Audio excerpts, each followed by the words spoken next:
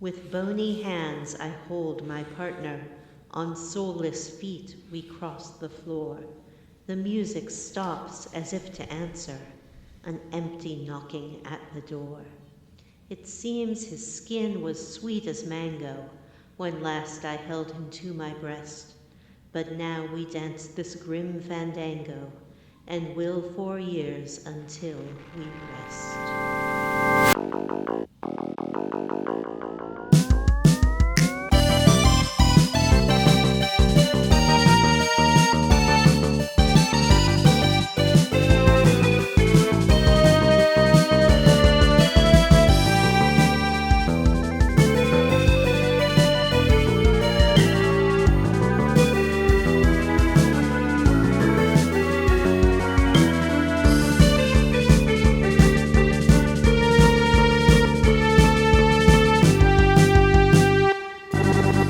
Everyone, and welcome to Square Roots, the classic RPG podcast. My name is Jim Banks. I'm joined by Matthew Van Zandt.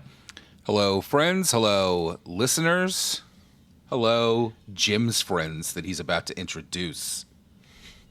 Johnny Grim Fandango Brandon. Wow, I was going to really say Glottis, nailed it and then on I that was one. like, fuck it, Grim Fandango. Yeah, that's me. I'm obviously Manny Calavera. And Vanessa. I'm Jim's friend, Vanessa. And this is a podcast where we play and talk about your favorite classic RPGs one chunker at a time. But not this time, because this time we're finishing up Grim Fandango, which is a Yay. classic but not an RPG. Yes, Matt? Just a recording note for our audience. Vanessa is recording with a new mic in a new office today, so we apologize in advance for the inevitable. I have a new mic. inevitable I have a new track mic as issues. well. Yeah, The why same can new you mic. John also apologize has to a new Johnny mic. for once? I've apologized for Johnny enough, and I will not apologize for him anymore. I said this in the group chat, but this is the first time we've all ever recorded where we're all at like real desks. Not like some makeshift recording plane. We've come up in the world. It's true. Matt's old setup was just milk crates. Yeah, It only just took milk like crates. 10 years. Yeah. 10 years to get a $77 desk. Now you're a real That's Trump's America pro. for you. Thanks, Obama. Let's see. Besides chat about your favorite classic games, we also like to read the old ticker, the old games ticker for our listeners. Did you say what we do on this show? I did, yeah. Yeah. Did We you read introduce all us? the Yep. news that's fit to be grabbed from a headline from a website. All the news that's fit to click. Fit to click. John, why don't you start us off? All right, GTA 4 needs a remaster. This is from Obe Vermeij, who was the programmer on, I think, GTA 3 through maybe 5. He no longer works for Rockstar. But he's like, GTA 4, just remaster it, because they made a special edition of 5 that looks really good. And they could probably do the same to 4. Just, copy into new engine, hit Control V, and that's it. You got a new version. That's exactly how it works. Yeah. Control C, don't even cut it. Control C and then Yeah. Control V. Yeah, just add ray tracing equals yes. And Yeah. Speaking of Rockstar and remasters, I did see that there's a rumor circulating that Max Payne 3 is being remastered by Rockstar, while Remedy is working on remaking Max Payne's 1 and 2. Is that the one that starred Marky Mark as Max Payne? it kind of No, that was Max Payne the movie. Haggard. Yeah, I liked Max Payne and Max Payne 3. It was like a totally different character, but still really cool. not Sam. It wasn't Sam Lake, and it was way It more wasn't depressing. Sam Lake, yeah. It was super depressed. It was super like gritty. It was Do you like think they'll in have that- the Sam Lake re-record his audio, Max Payne's audio? Oh, that'd be great. Yeah, have Sam Yeah. Lake redo it. No, Sam Lake didn't do Max Payne's voice work. No. That guy died recently after after Alan Wake 2 came out. Oh, I didn't. Sam Lake died. No, the guy who Max voiced Payne died.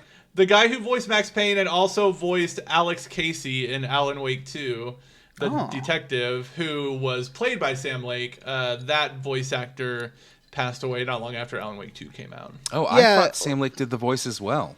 No, it was a different guy. His English, he has a distinct accent. Like, he sounds. He very has Finnish. a very Finnish accent. Very Finnish. Max Payne 3. He sounds like the brothers who do the commercials in Alan Wake 2. That's what his accent sounds like. Max Payne I've 3, seen him. I've heard him speak, but very Man on Fire, not very Max Payne. It's very Man on Fire. It's basically a video game version of the movie Man on Fire. wow. So Max Payne was on fire in that game. Yeah, Like It the takes whole place time? in. Is it about Max Payne if he had Human Torch powers? No, have you seen Man on Fire? Denzel Washington. Oh, so Max Payne if he's possessed by a spirit of vengeance like Ghost Rider. Is that what you No. said? It takes place in South America. There's a whole level there's multiple levels that are in a Brazilian favela. Mm-hmm. Oh, does he shove a grenade up a man's ass? Probably. He might, yeah, actually. That does seem like the sort of thing he'd do. GTA 4. But he plays a bodyguard for like a rich Brazilian aristocrat family. Yeah. And there's kidnapping and there's fraud and there's all kinds of. It's a fun game. I remember that game's violence I found really astounding. Like, going back now, it's not like there's no real deformation on the bodies, but in back playing it on There a little bit. Like, it adds a little dent wherever you shoot them, but it's not like there's puts like a hole and sometimes it shoots stuff out. Yeah. Opposite reaction. It's pretty gnarly, and I remember that being pretty shocking back in, 2012 or 2013 when Something that game came that, out. Yeah. The GTA 4, going back to that was my favorite one. So I definitely wouldn't mind a remaster, because I think that one has the best characters. Like, I like Roman, I like Nico. It treats women well. It has several female characters with agency and who aren't just bitches like every other GTA game where women are horrible. Except for CJ's sister. She was always well written. Sister isn't a woman. Anyway. Is sister I have a some woman? hot gaming news. Okay, let's hear Jim's HGN. Yesterday, Square Enix released some screenshots of Kingdom Hearts 4. What? Mm-hmm. Whoa, Why does I Sora didn't look even like see a real these boy? Links or it didn't happen. Sora looks I'm like a going to real put boy. a link right in the group chat. Do they show So his you all feet can in see. the screenshots? Does he do make not see his any tootsies. racial slurs? Is He's he wearing high on like coke? Converse. He's wearing got Converse regular sized shoes. feet now. Yeah, Yeah. he's wearing like Converses. I like the screenshot of Mickey on the chandeliers in the library. The lighting in that looks great. Do you think he'll look more cartoony when he goes back into like Disney worlds? Holy shit, are you gonna play as Mickey? Has that ever happened before? That's what it looks like. Yeah. I'm excited for this. We probably won't see it for another couple of years, but it looks pretty good. Like that telephone. Oh my god.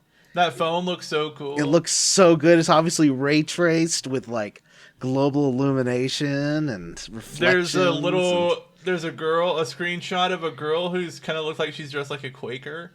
Except for showing her shoulders like that. Yeah, Quakers except for her. would- She's like a hot Quaker. She's like 10. He's like the Quaker Oat Man, but hot. So Definitely do you some think cool lighting effects. I hate the Sora redesign. He looks terrible. will they recast Sora after Sora's voice actor got arrested and did a bunch of racial slurs? Racial slurs, but then he also did like the opposite, so it's hard to tell what he was even intending with that. He did Cocaine. the opposite? I think is the answer to that question. Yeah, he was Okay. doing a lot of cocaine. And Japan don't like the drugs. They get real. True. Real weird about With drugs. drugs like them. Mm-hmm. Let's see what else. What other hot gaming news is burning up the webs? Cookie Clicker coming to consoles. This is something only John is excited about, I think. What the fuck is Cookie Clicker? We were talking about it earlier. John's like getting something to drink, I think, but it's a game where it's like Clickleding, where you just click on stuff. Cookies? But it's nothing like Probably Clickleding. cookies. Yeah, There's probably no cookies. masturbating man. It's just you click on cookies and get So points. it's worse than Clickleding. It's about clicking on cookies and getting points and getting like combos. It's like an idle game where like you can kind of click while you're doing other stuff. And that's what click holding was making fun of. But if you haven't played Cookie Clicker or any in the clicker genre, then you wouldn't understand what click holding was going for, you know? Understood clicker perfectly genre. what click holding was going for, and it was gross, and they should be ashamed of themselves, and you should be ashamed of yourself for making us play it. And yet I'm not. Wow. So Weird, judgy. huh? You know, Vanessa, I recently had to read a book for work that says that in your reaction to a situation, you can either go into judger mode or you can go into learner mode. I would suggest you try to stay away from judger mode and go into learner mode. I think I've learned enough, honestly. Like, I think I'm done. I think I'm done growing as a person. I think I'm done learning, and I think I'm done developing. Like, I'm fully baked. I have some hot gaming news. Yay! Okay. Avowed Ooh. has released a new update. They have added an arachnophobia mode. Oh, nice. There's so many spiders in that game. I wonder what they replace them with. They added some minor things, fog of war improvements, it says, an enhanced map. But the important bit of news here is that they also released a roadmap for the upcoming year. They're going to have a summer release and a fall release.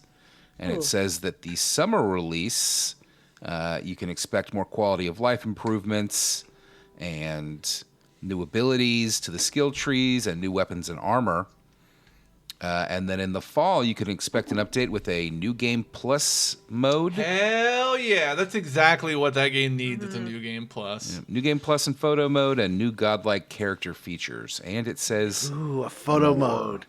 I wish games photo modes were all as good as God of War, like where you can do different facial expressions. Where you can make them change their facial expressions and stuff. And like do thumbs up and all sorts of silly stuff. Yeah. I will say, I was thinking today, man, games this year so far have been really good. Yeah. Like we got Avowed, it's been a good game. Good year. which is amazing. Yeah, I liked Adamfall. Yeah. Yeah. okay. The Oblivion The remaster Oblivion remaster, came out. Claire Obscure, obviously. Blueprints, yeah. Expedition 33. Oh, yeah, Blueprints. I actually played a little bit of that, and I thought it was pretty interesting. I'll have to get back to it. Yeah, South of Midnight, which is I played all the way that through. was Oh, great. Which is super yeah. fun. I downloaded that and never played it. There Actually, I are haven't had there a lot have of time. been some good games this year. My date was playing Blueprints when I got to his place on Saturday. That's cool. Yeah. So he's Ubisoft, an intellectual. he is. He's a very smart boy. Ubisoft is delaying all games after they're like, hey, it turns out when we delayed Assassin's Creed Shadows and made sure it was like good and not broken, it turns out people really liked it because they didn't have to like wait for their game to be fixed. So we're going to do that going forward. And I think that would have really helped the Star Wars game, which was broken on launch, but it's a really good game and you should try it, especially Vanessa. Yeah, I mean, that seems like a lesson they should have learned, frankly, a long fucking time ago. Like, especially after like Assassin's Creed Unity, the France one, which was super broken, but actually was a good game once they fixed it. Even now, though, like playing it is still pretty broken. Anything else anyone wants to bring up? I think we're good. I don't think I so. got some think hot it's- gaming news. Oh, Vanessa. Oh. Word on the street is that the dialogue trees in Vampire the Masquerade Bloodlines 2 will be complex enough to have like a spider web pattern rather than instantly show you what the good choice versus the bad choice is. I like so that. It's going to have a really deep, complicated dialogue system, and we can all look forward to that. And that's coming out when? Vanessa, did Vanessa tell you this? Oh, Yeah. Source whispered Vanessa. in my ear. Yeah. This is a Vanessa exclusive from the mind of Vanessa. No, I don't know. I read it on the internet, so it must be true. it's cool. I'll be interested to Coming check out that in out. October. Of Wait, this the year. website source rachelslurs.blogspot.com. I don't know if that's a credible source. Matt? Hidden games journalist. That's Lippity Moore. I don't think there is a voice for Rachel Slurs. No. We never- The concept of a character rather than an actual Yeah. character. Yeah. We've never let Matt, you did you have explore something that to add? character. No, it's so unfair. Matt? One final piece of hot gaming news that we should mention. Persona 5 Phantom X, a Japanese mobile game, is coming to America.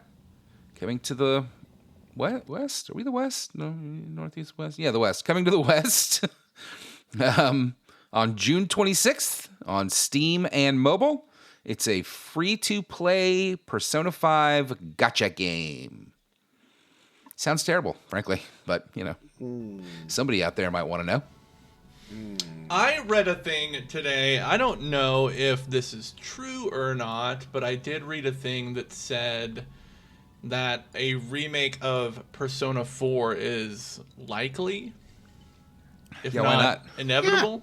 I kind of wish they'd do mean- 1 and 2, though. Like, especially 2. I agree with you on that for sure, but I think that they're probably going to be more interested in focusing on their big sellers first. Yeah. And certainly Persona 4, while ported to modern consoles by now, could probably use the P3, the Persona 3 remake touch just to modernize it.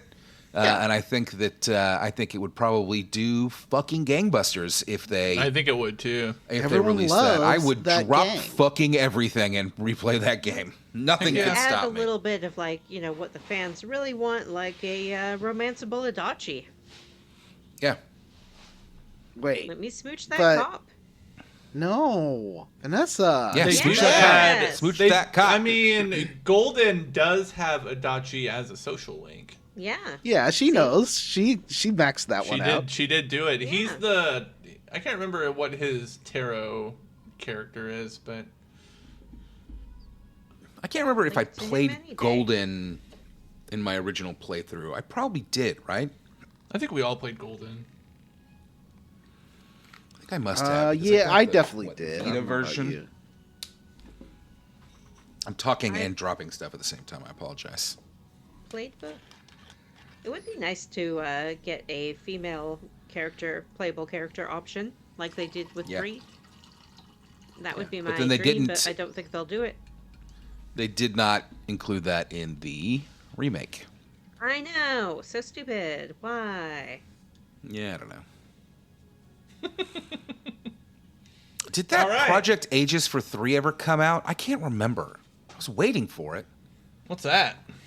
The DLC, the original DLC for 3. Oh, I think it's called The Answer or something. I don't know. played that, I think, on the non-remastered one. As I recall, like I it would've was heard of it not if it had very come out. interesting. It was just like one big dungeon kind of thing. Yeah. You play as Aegis, and there's Yeah. a Dark Aegis. Yeah. Dark Big Ages. robot. The Dark Ages of Camelot? Mm-hmm. I'm sure Matt's mom played that. Probably. Let's not talk about my mother on this show, shall we? No. Do I bring up your parents? Yes. Sometimes. Okay, got me there. Hey, did you guys know that we have a YouTube channel where we stream hot new games like Hideo Kojima's Snatcher? Whatever I thought. What do you think of would Snatcher, be, Matt? It's not been that at all. Oh, what did you expect it to be, Vanessa? I didn't think about it, actually. All I thought was like, oh, these guys keep talking about how they're going to play Snatcher. I don't know what that is, and that's as far as my train of thought got. Oh, and then you found out it's like a Japanese adventure game by the horniest man in the world. Yeah, and I'm sort of sad that I'm not streaming it with you now. The writing in Snatcher feels like the quality of writing you'd get from like a web comic from a guy in college. You know what I mean? Oh, Jim, I remember the last, even as a teenager, I remember the last third being terrible. Yeah, following up on our Snatcher talk from last week, our hero cop Gillian, you remember him. He's the one that badgered a stripper into giving him her phone number, badgered a 15-year-old into going out with him the day after her father was just brutally murdered. Walked in on that 15-year-old in the shower. He still hasn't told her dog's dead yet. Yeah, and keeps badgering his estranged wife into going on a date with him, even though she's clearly terrified of him. This week, he walked in on the 15-year-old in the shower.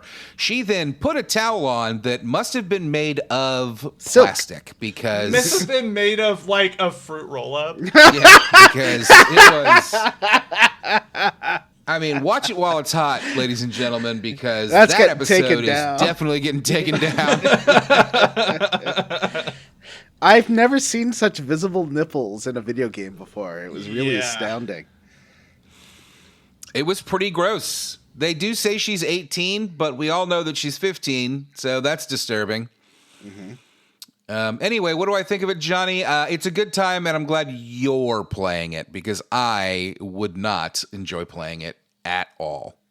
I really do like it, but I don't remember it being this bad. Like, Hideo Kojima, fucking chill. Just chill, Hideo Kojima. Just go jerk off before you write this game. It's funny seeing all of the Metal Gear references. So I looked it up last night. He had made the first Metal Gear, and this was his second game. I don't know how many of the references were in the original Metal Gear. Like, obviously, you've got a robot named Metal Gear. So that clearly, he'd already made Metal Gear, but there's Outer Heaven, there's Foxhound. There's just an absolute ton of stuff that is directly from Metal Gear Solid. Outer Heaven was the base in Metal Gear 1, I believe. Was it?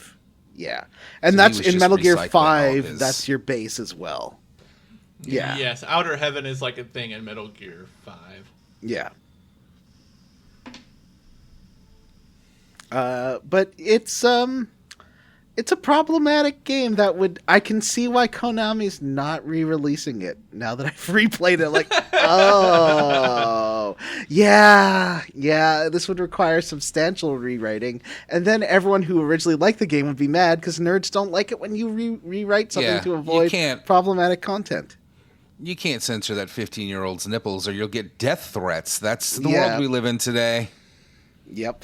That's cool. And I released a new video. I'm going to try and make a shorty this long weekend. Something real short that I can do in a weekend. That's my And just to clarify, that is over on Johnny's Bears and Games Neo channel. Come check out our Snatcher playthrough at squareroots.youtube/gaming/exe. Search for the Square Roots channel on YouTube. You'll find it. /malware. We'll finish up Snatcher this week, hopefully. I actually might not be able to stream next week. Ooh, that sucks. Why? Well, I'll wait till you're there. Work. I'll wait till you're there to finish. We'll see how busy. It just depends on how busy it is on Wednesday. Sometimes leaving at 8 is just not. I'll do a one-off spooky. If you can't. We'll see what happens. Anyway, we may finish it up this week, and then after that, we don't really know. I'm technically the person that's supposed to play next, and I'm still on the fence on what that's going to be. And then, of course, Johnny has the Bears and Games Neo channel, which you should also check out. As he was saying, he just released a hot new video on Saints Row 2022.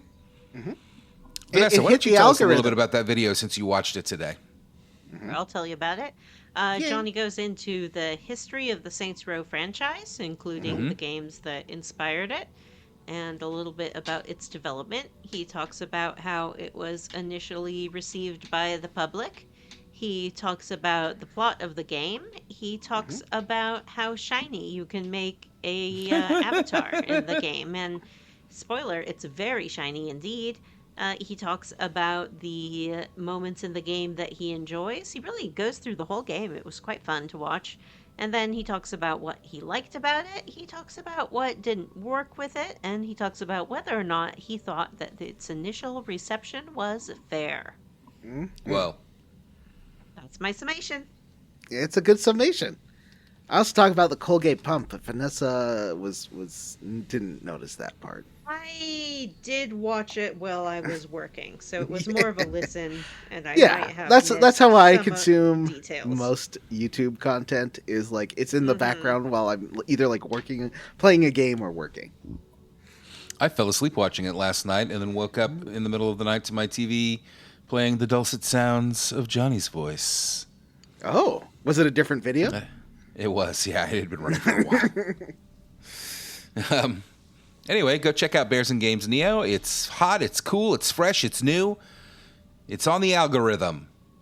It's in vogue. It's trendy. It's trending. It's on fleek. It's legendary. the most on fleek video you've ever found. It's epic. dope AF. It's a glizzy. It's a glizzy. Oh, you know, I It's realized in Quebec they call a glizzy a steamy. I never told you that before. Oh, that makes me think of poop. What? What? What? How? You know, like a big steaming log. Mm-hmm. A Makes big sense to me. steaming log. Makes perfect sense to me. Huh, that's awful. Johnny looks disgusted. Uh-huh. Jim looks amused. Vanessa has fled the room. Yeah. Probably because she's got to go drop a big steaming log. So, He's got to go take a steamy. Yeah, she's got to take a steamy.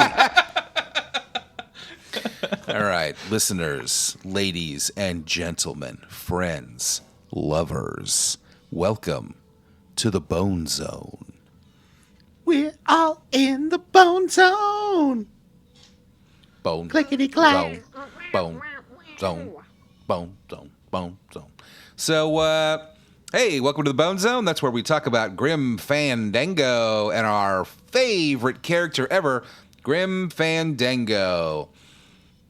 Chunker 2 begins at the start of Year 3. Another year has passed as Grim arrives in port. Now he is the captain of the SS Lola. this that is one the of my- ship we left on? No, can't well, he might remember. have renamed it Yeah, I think he did. after Lola, who died. I love last Chunker. I love the cut of you guys getting on the ship, and then it cuts to just like Manny being the captain for no reason. He's got a big blue jacket on and a captain's hat. I mean, the same thing happens in between years 1 and 2, where he's mopping the floor. He and went that from cuts mopping him- the floor and then being the like business owner guy. And the Lola has been decked out the way that the bone, what was it called? The bone wagon got decked Bone out. wagon, yes. Yeah. Glottis That's also has what- gone to work on it. That's what Matt got calls flames his on the Nissan, is the bone wagon. It is. How did you know that? Well, because you vinyled it across the side. Oh, well, yeah. I mean, that's true. Now, it does have pictures of bones on it, not boners. Don't get excited. Anyway, as we dock, a letter arrives from Sal telling us that the port is a trap. Oh, no. Right Immediately after reading the letter, yeah. yeah, right as we dock, and as basically the second we read the letter, customs agents board the ship and start sprouting the crew. Oh, no.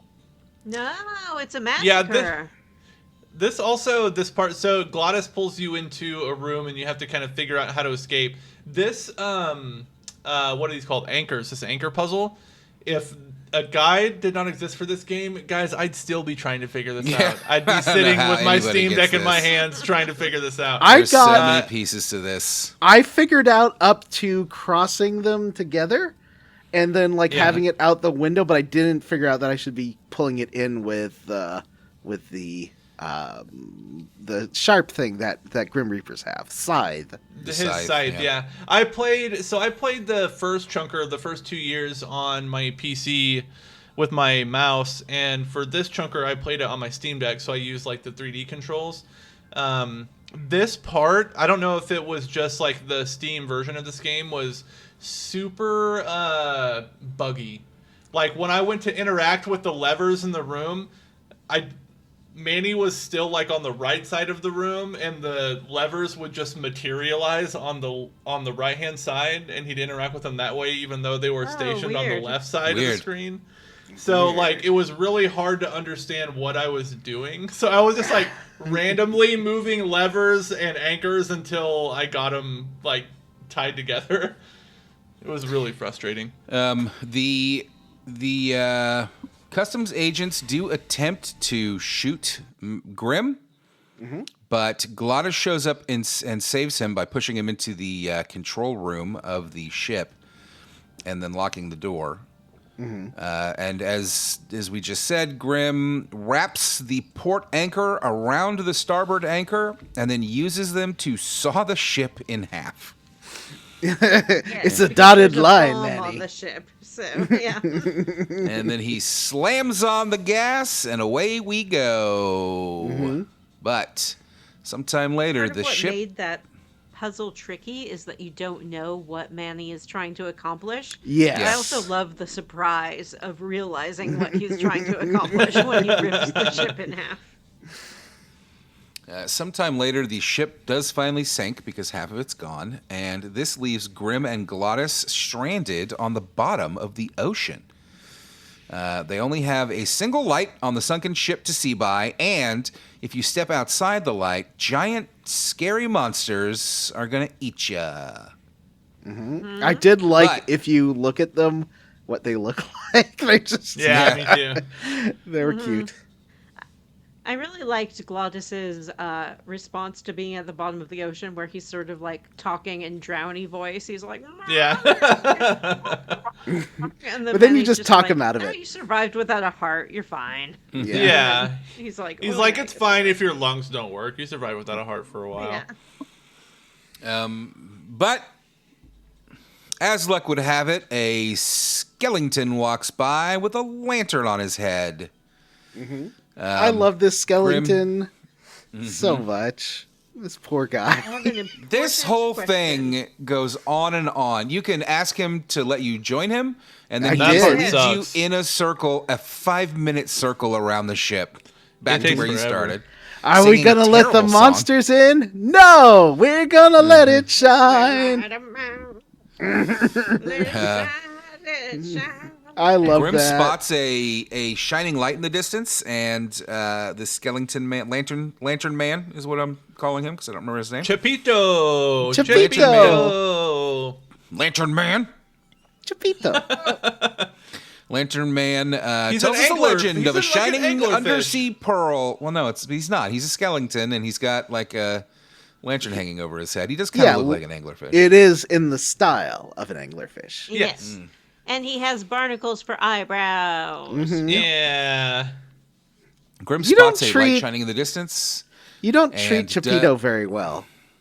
No, you don't treat anybody very treat him well. like a piece of shit. Grim's a piece of shit. This is the Grim Fandango of the game. He's a big piece of shit. Grim does notice, don't interrupt me again, notice a light shining in the distance. Oh, is this and just Chapito Matt tells reads us a the doc legend podcast? of a shining pearl that sometimes lures sailors to jump into the sea. Whoa. Tell me more. Read more. We're not allowed to talk. What do you guys the do with these monologue notes? hour. I'm just trying to get through one single sentence here. One sentence is all I'm trying to get through. Puzzles. We want to talk about the There's no puzzles here yet. Just What do you do here? I don't even remember. Is this Well, where you you grab fuck with the Chipito. conveyor You belt? grab him. You grab Chipito and you hand him you to rip his Glottis. lantern off. No. No, You you hand don't. Chipito to Glottis, who like holds him in the air, and then you use him Oh, that's right. to kind of just wander off towards the light that you had Well, seen. then you sacrifice him to the sea monster in the next screen. So Yeah. Yeah. So it's you make your way to that light that you saw, and when you arrive, you find out that the pearl is actually a trap. There's an octopus that grabs anyone that comes close and stuffs them in a submarine. Yes, this octopus was amazing. Yeah, and he's I fucking love great. him. This is the best Yeah, part of the pretty game. cool. I love the Vanessa- octopus. Vanessa does love an evil octopus. That's what I found out. I love an evil octopus. I love an Ultros. I love this guy. Mm-hmm. This guy's deal is he grabs skeletons that are. Well, Manny says earlier that some sailors Grim are so Fandango. allured by the pearl that they like jump into Mm-hmm. the ocean. So I think that's who we see sinking to the bottom of the sea. Mm-hmm. And then the octopus scoops them up, puts them in its submarine, and then the octopus goes into the submarine, like puts its head in the little portal at the top, and either of his eyes is on like either side, filling up a portal window. yes, I love it. And then he sticks his arms out, and it's like a pedal submarine. So he like pedals it like a pedal bike to make it go.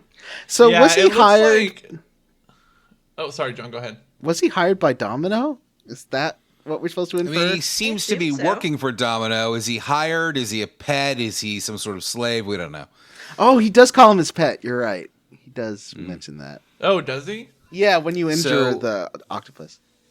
Grim uses Chipito as bait for the octopus by what does he do? Like sticks Like him you to a get rock. you walk by a rock that has like these sticky tendrils sticking out, and they reach and grab Chipito when you lure him in front of them, and then the octopus grabs him, and then You jump onto the back of the This is sub. Grim's fault. You can't blame him for using Chipito as bait. He just happened to get tangled up. He happened to get grabbed by the octopus, and then we happened to grab the submarine and go along with them after Chipito's taken. Yep, we jump onto the back of the sub, and that takes us to the edge of the world, Dawn. Now, which is now an Chipito underwater does mining blame. operation. Chipito does blame Grim for this. It's true. It's very true. rightfully so. It occurs the ed- to me that Grim never does save Chipito, even though he clearly Yeah, had he the does. option to do so. I mean, he does later. does later. He saves everybody. Though it doesn't Does seem like Chipito that go was too? his Oh, okay. plan so You much. can go find Chipito. Yeah. Anywho, at the edge of the world, we get to the edge of the world. It's an underwater mining operation. We go inside. Grim goes inside, and he finds Meche! Holy shit, we did it. Wow. They have like a it's reunion Meche. chat where Grim says a lot of smooth responses, and Meche's like tells him that she only hit him with a champagne bottle back at the beginning of Rubicava, or the beginning of year 2, because it was a trap. It was a setup. Mm-hmm. And the edge of the world is a slave labor camp run by Domino. Oh shit! Oh no. To Question. I have a question about Meche. Is she supposed to be like a? Is she basically like a lady like Grim Fandango? Is she just using people to get closer to the Night Circle, and then Well, I she think was that- she was really trying to get him away from her earlier, but now she's opportunistically using him? Well, I do think that she has a line where she kind of said, where Grim says something along the lines of, like, you used to be, all sweet and innocent, and she's like, well, things have changed. She's been held prisoner here for a year. Yeah, she's been there for a while, I guess. So the edge of the world, it's a slave labor camp run by Domino to extract coral, which they use to make springs or something. But it's also a place to keep all of the people whose tickets they stole quiet. So all of the slaves here are people whose tickets they stole. Assholes. And then once she tells us that, guess who shows up? It's Domino. Oh no. And then the best part of the game happens. He kills Glottis. No, I It was like, so good upset. fucking riddance. It's Drops him weird. through a trap door off the edge of the world. Yeah, it's weird because he kills Glottis, and then he's like, all right, Grim Fandango, star of this game, I want you to work for me and take over my job here where you can hang out with Meche, which is all you ever really wanted, and then I can go and get the fuck out of here and move on to bigger and better things. Well, he's like, can you run my labor camp so I can go back to the city and collect more tickets, basically? Well, He doesn't like it there, and he wants his old He says, I want to go back to the Grim. city where the action is. Yeah. Mm-hmm. But, Grim tells him to shove it, and Domino knocks him out cold. How do you knock a skeleton out? Like, he punches him in the face, but skeleton ain't got no brain to rattle around to make you go sleepy time. That's a good point. This game's garbage. I think it's like an insatiable memory. That makes Listeners, sense. if you know how to knock out a skeleton, email us, squarerootspodcast@gmail.com. Grim wakes up in his new office, which has 2 children in a cage. Angelitos. Did you guys like these annoying fucking children? I Annoyed the love shit out of them. me. Yes. They're great. Even if you do make them They're cry. sweet little angels. Did they have wings? And why did they have wings if they did? Because they're little Angelitos. Angels. They explain to Grim that he is their boss now, and he's like, no. So he heads out and finds Meche. But Meche now is very combative. She does not trust Grim, and she says the only way that she would trust him again is if he gave her his gun, which she knows he has because he works for Domino now. But Grim doesn't have a gun. Why would he have a gun? Gotta get a gun. She knows that he doesn't have. She must know that he is here against his will and would not be given a gun. She doesn't trust him. She doesn't believe it. I liked the dialogue where she says, I know you have a gun. You work for the most armed organization in the world. And he goes, I do not. And she goes, well, I guess maybe not, because I've heard these, like, revolutionaries are more armed. And he's like, actually, I do work for them.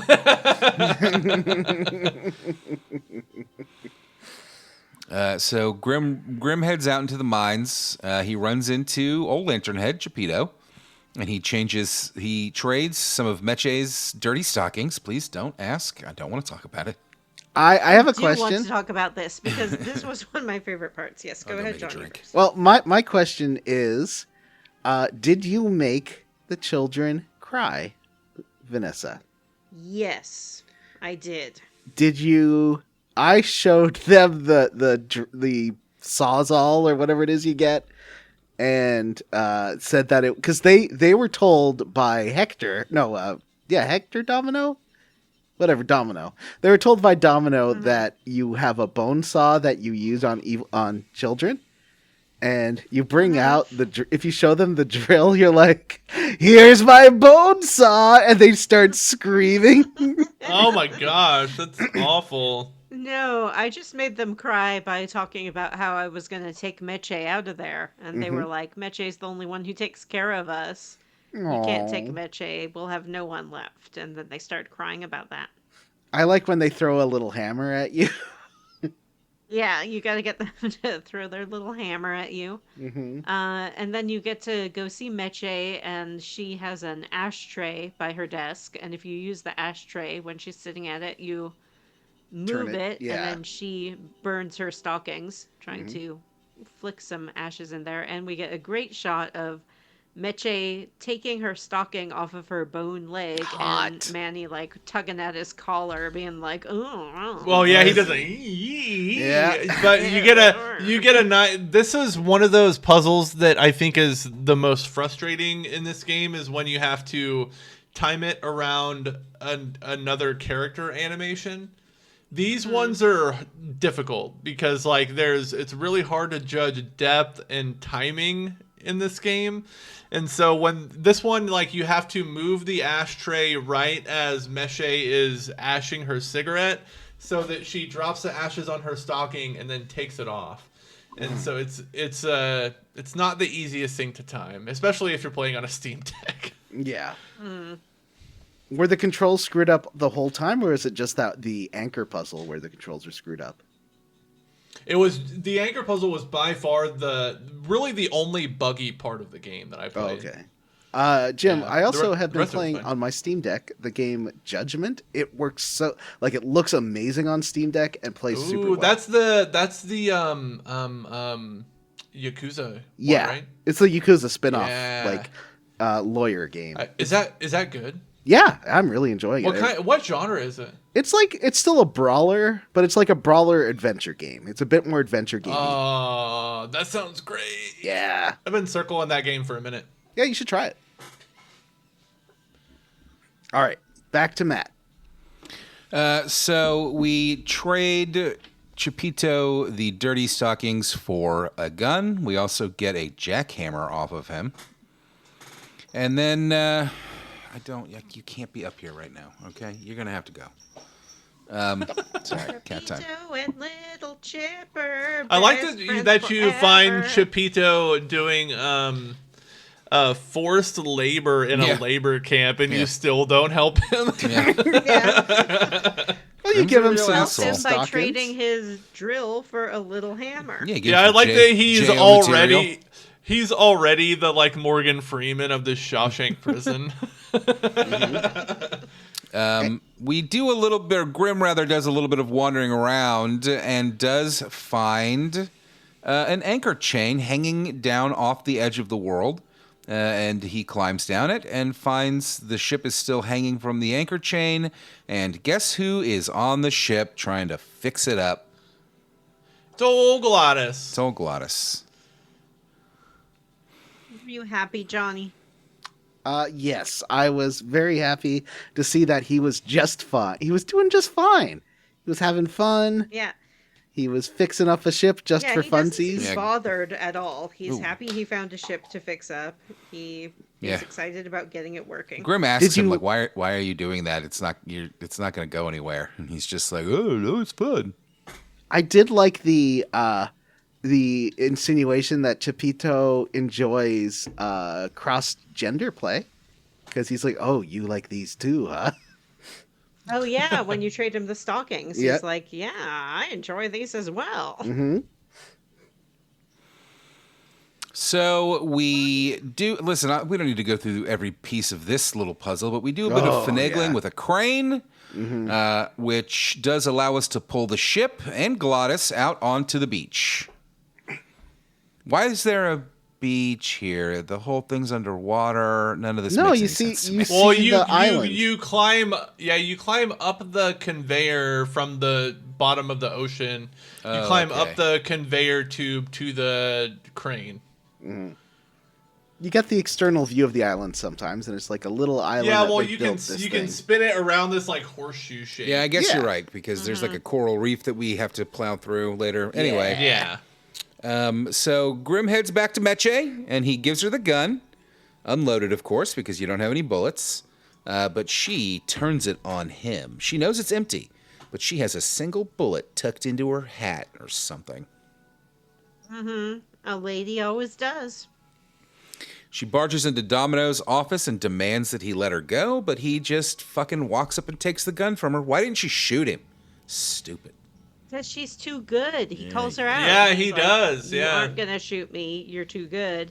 And she's like, "No, I'm not. You took my innocence," but he didn't because she doesn't. Also, that raises an interesting question about this world. If you get to the 8th circle and let's say like you're good enough to move on, would committing a, quote unquote mortal sin in this place damn you even further away from going to the 9th circle?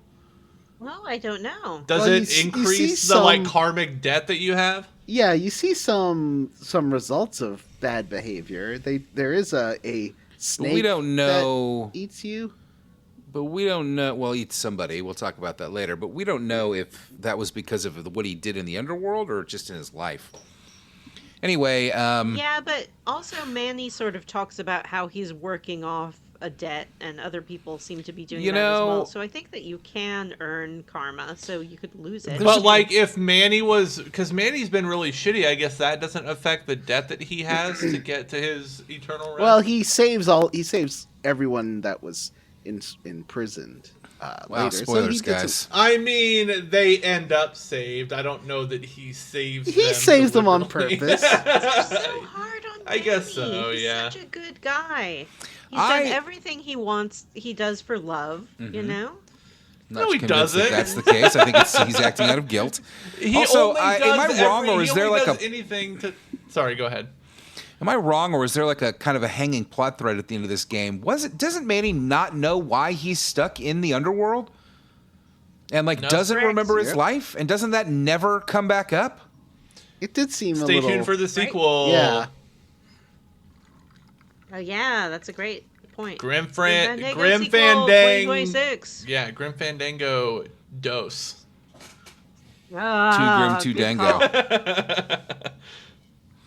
Anyway, yeah, I don't know. Grim Fandango, Midnight Tango.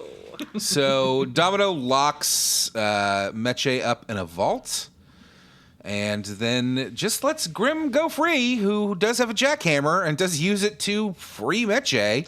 This Tumblr puzzle. Yeah, it was annoying. Fuck this Yeah. Tumblr puzzle. Yeah, I didn't like it either.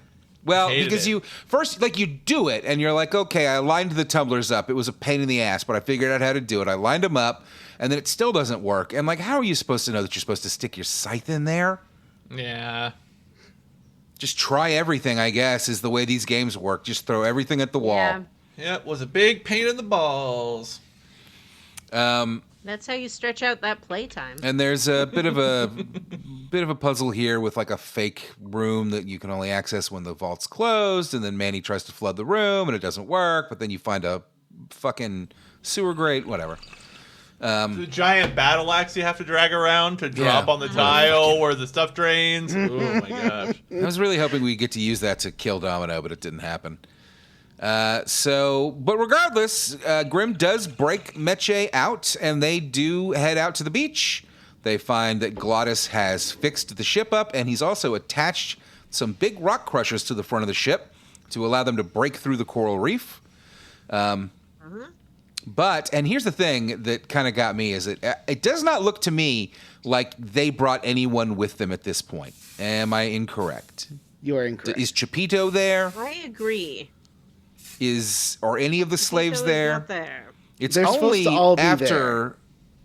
It's only after Domino chases after Grim and his friends, which does result in a scythe fight between Grim Reapers, I guess. Did you guys get the Chivo here? No, I could not give a did. shit less about getting Chivos. I did not attack him once. I turned around and stabbed my scythe into the octopus's eye, which causes the boat to fly out of control.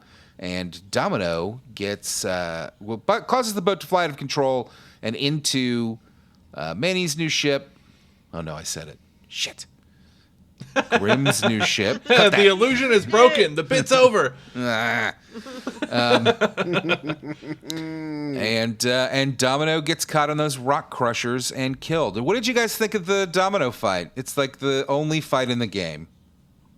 I'm also not sure it's a fight. Like, can you Yeah, it's a swing it puzzle. around? I didn't even try. No, you can just sort of swing at him, and then he knocks you down every time. Yeah.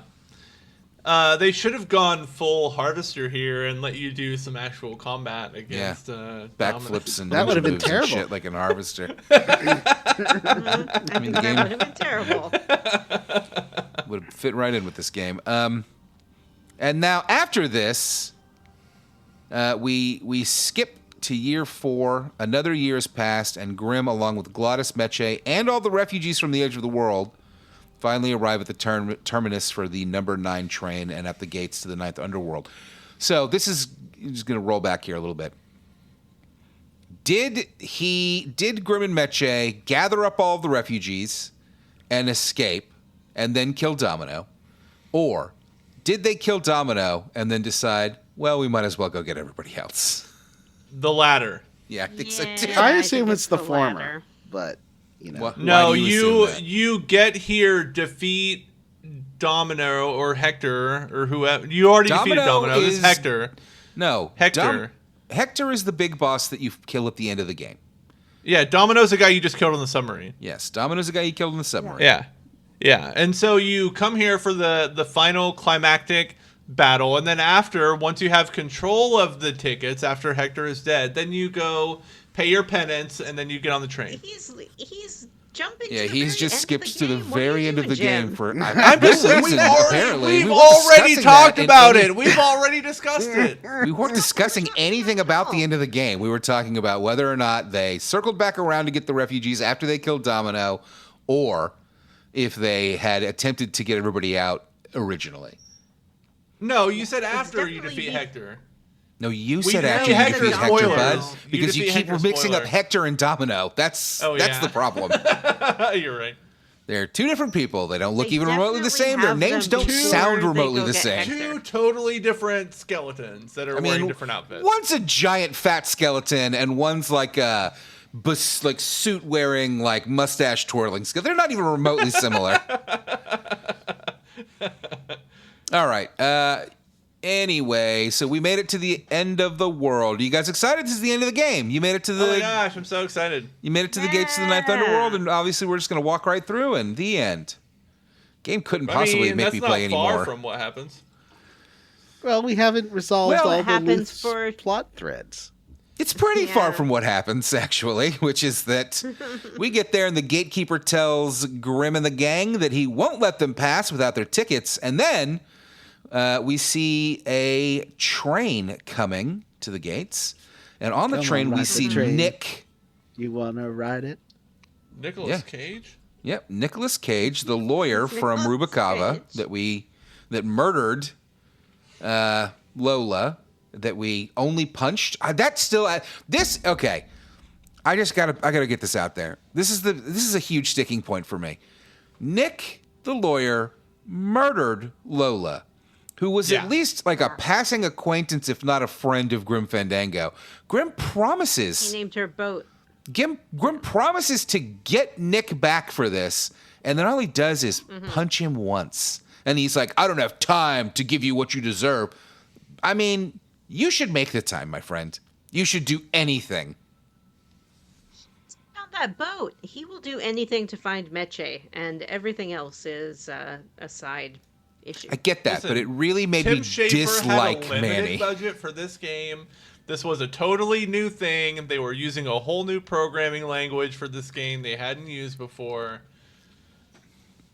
It's hard to squeeze all that in. This was actually famously like one of the first uses of, I can't remember the name of the language, I think it's Lula, to program a game, and it was so successful that they used it for multiple other games, like Monkey Island, some of the Monkey Island games, some of the other games like that. This was a real landmark game just in terms of the story and stuff and the way it was made. That's fun. That's right, Jim is right. And also, it doesn't matter that we only punched Nick, because now he's about to get his comeuppance. Yes, thank 'cause you he's so much, using Vanessa. one of the stolen tickets Tell us what happens. to ride the train. Nick is on the train, and Grim is telling the gatekeeper, there are people coming, they don't deserve to be on the train, they've stolen the ticket, and the gatekeeper is totally nonchalant about it, and he's like, it doesn't matter, you can't change your destiny. And then as the train approaches the gate, there's suddenly like a track switch that goes off, and the train changes direction, plunges straight into the mouth of the serpent, who devours all the souls on board. Oh, shit. Was that Quetzalcoatl? Quetzalcoatl? It's Quetzalcoatl. Quetzalcoatl. It's Quetzalcoatl from Don't Broken ever Sword. correct me, Jim. And Quetzalcoatl also from Final Fantasy VII Rebirth. Quetzalcoatl. One of the first bosses you fight in that game. Mm-hmm. it's everyone's favorite RPG character, Quetzalcoatl. And yeah, Nick gets it. Nick gets it. So it seems like the tickets, the stolen tickets, will get you, on the train and to the end of the line, but will not get you through those gates into the Ninth Underworld. Whoa. However, the gatekeeper does say, well, you can't go through without your ticket because you're not supposed to sell your ticket. They're non-transferable. Yeah. And Grim is like, these people didn't sell it. They were stolen. And he's like, what are you going to do? On top of all of that, Glottis is sick and dying because it has been so long since he's driven a car. Also, I kind of passed over this, but at the very beginning of year 4, we get another, time skip change, and it is the group they all are dressed like Sherpas now. Yeah, they've been trudging through, looks like a Arctic landscape. So they all have their Sherpa outfits on. We can go into the train station and say goodbye to, what's his name? Chapito? Because he didn't have a golden ticket. He was a walker all along. So he gets to walk right through the gate. Yeah, I love that so when you find him, he's kind of walking the same circle over and over, thinking he's making progress, and he's going counterclockwise.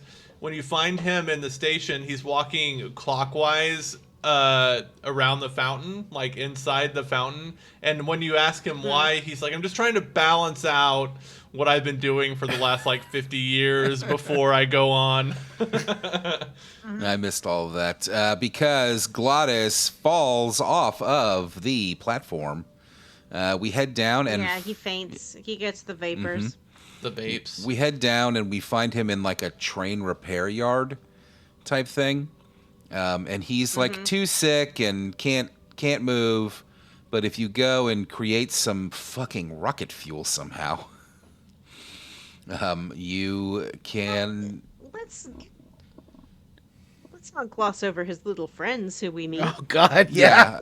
I was about to Minions. say, so you create some rocket fuel, which inspires him to design I don't know what it's called. I think I called it a sled, like a rocket sled.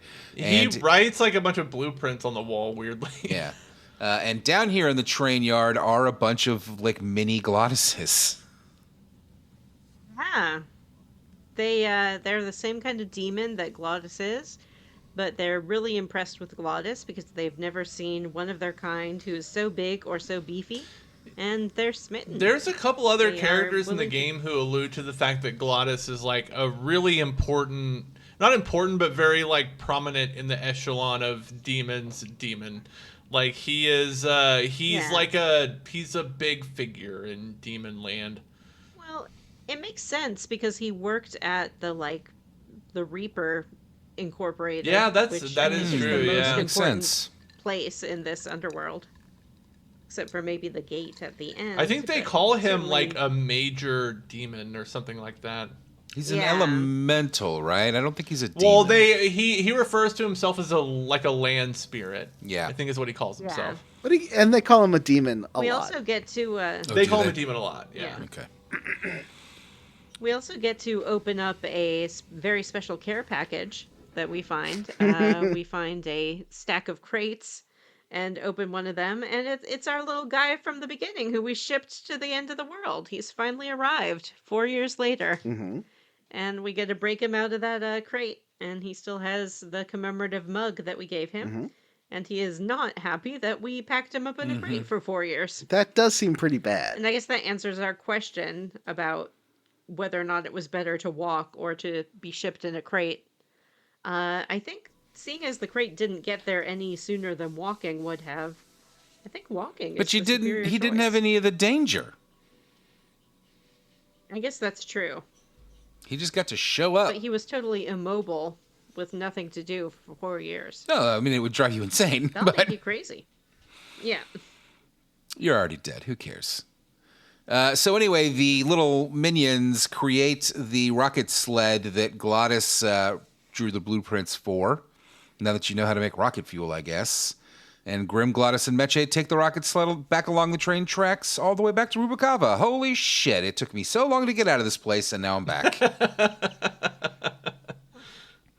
We find the bone wagon right where we left it, but it's all booby-trapped. Vanessa, no, Johnny, explain this booby trap. There's a bunch of dominoes that have been set up around, connected to a big stack of bombs that are all strapped together at the back of the bone wagon. And although Domino is dead and died a Glottis year has a ago, great he must have line. set this. He does mention it if he talks about how he did stumble on the wagon. And Oh, does he? yeah, Yeah. you can talk to him about that. So he has. Well, and also Manny talks about like, oh, someone has set a booby trap, and Glottis is like, yes, but who? And Manny goes, well, I'm embarrassed to someone's admit, made a even whole though I bunch of knew it was dominoes Domino, here. I'm embarrassed to admit that it just occurred to me that the dominoes indicate that it's Domino. Yes. Oh, that's so funny. I never realized that either. So we have a quick few events here. Grim goes to the blue casket and gets, I think, more hookah juice. Yeah, and you get also- some gelatin of it or something, right? Yeah, he runs into Olivia, who asks him if she can come with him to El Mero. That is the girl that was dating the big boss in Rubicava of the cat casino Yes. thing, and also But who was fooling around also with Nick. making out with the lawyer. But she wants to meet the revolutionaries. Yeah. Because she's a beatnik commie revolutionary herself. Grim gives Glottis a drink of that hookah juice, which makes him rush Oh, I off to the love blue this. I That's love so this so funny, yeah. much. and get himself wasted, and then he comes back, and I don't remember, what does Grim say to make him puke? Grim says something. Oh, you have a bunch of About, choices. like tinned ham and stuff. Yeah, it's like, what do you call that stuff that they pack into canned ham? The wet stuff? Glottis pukes all over the garage that is booby-trapped, and then Grim, who has some nitroglycerin on him for some That reason you I don't took from recall. the tattoo artist that you Oh, yeah, went a to million years earlier. ago. Yeah. You use that to freeze the floor, which allows you to bypass the booby trap and get the bone wagon out of the garage. And then everybody drives off to El Mero together. Or should I say, Nuevo Mero? Nuevo Mero. City's really changed. What did you guys think of that? I loved it. It's like Pottersville. It's been totally Potterified. It's a swinging good time. Yeah. It's full of casinos and neon signs. It looks great. Everyone loves it. I like If the there's- Lady Luck. The big Lady Luck sign. If there's one thing I like, it is a shot, like a far off shot of a neon city skyline. It's hard to make that look bad. Always looks cool. I did find it weird that their big neon Lady Luck sign is like a flesh woman, because we all know that they feel uncomfortable. That's around Oh, true. that's flesh right. women. By the way, I was expecting at least a little bit more Land of the Living stuff. Yeah, me I too. didn't think about that. You only see it the Yeah, once, huh? where was it? I was expecting at least one more instance in the last half, but nope. We meet up with Sal right as his ultimate plan to take down Hector, that's the mob boss, the big bad, that's for Jim, is going into effect, but it's a bust. A soldier bursts in and informs Sal that it was a trap. Guess it's up to old Grim Fandango and his wacky crew of misfits to save the day. The S-team, if you will. S is for skeleton in this. The only way to save the undead community center. Is with the S team: Grim Fandango, Glottis Demon, Meche, Olivia, and the Bone Wagon. Eva, It's too. like the Breakfast Club, but they're skeletons. It's nothing like the Breakfast Club. Nothing like the Breakfast Club. This is my So fan Grim fiction. learns that Hector has been hoarding all of the stolen tickets and has actually been selling counterfeits. Ah, shit. Yes, because Grim realizes that the actual tickets move around because they're looking for the person they belong to, and the counterfeit tickets just lie there flat. That's right. So hold on. So you, when you were doing the battle axe thing earlier in that big vault, there was like Grim Fandango. If you interacted with the suitcases, he's like, "Oh, these are all full of like these tickets that are just like stationary." Are these? Was this a vault full of counterfeit tickets? Yes. So why counterfeit? What are they doing with the real ones? We are going to learn that shortly, but I guess I'll just say it now. Hector is hoarding them because he thinks he needs a lot of tickets to get his way into heaven. But the people Or they the Ninth give Underworld. counterfeit tickets to, do those people make it across the threshold? They all die?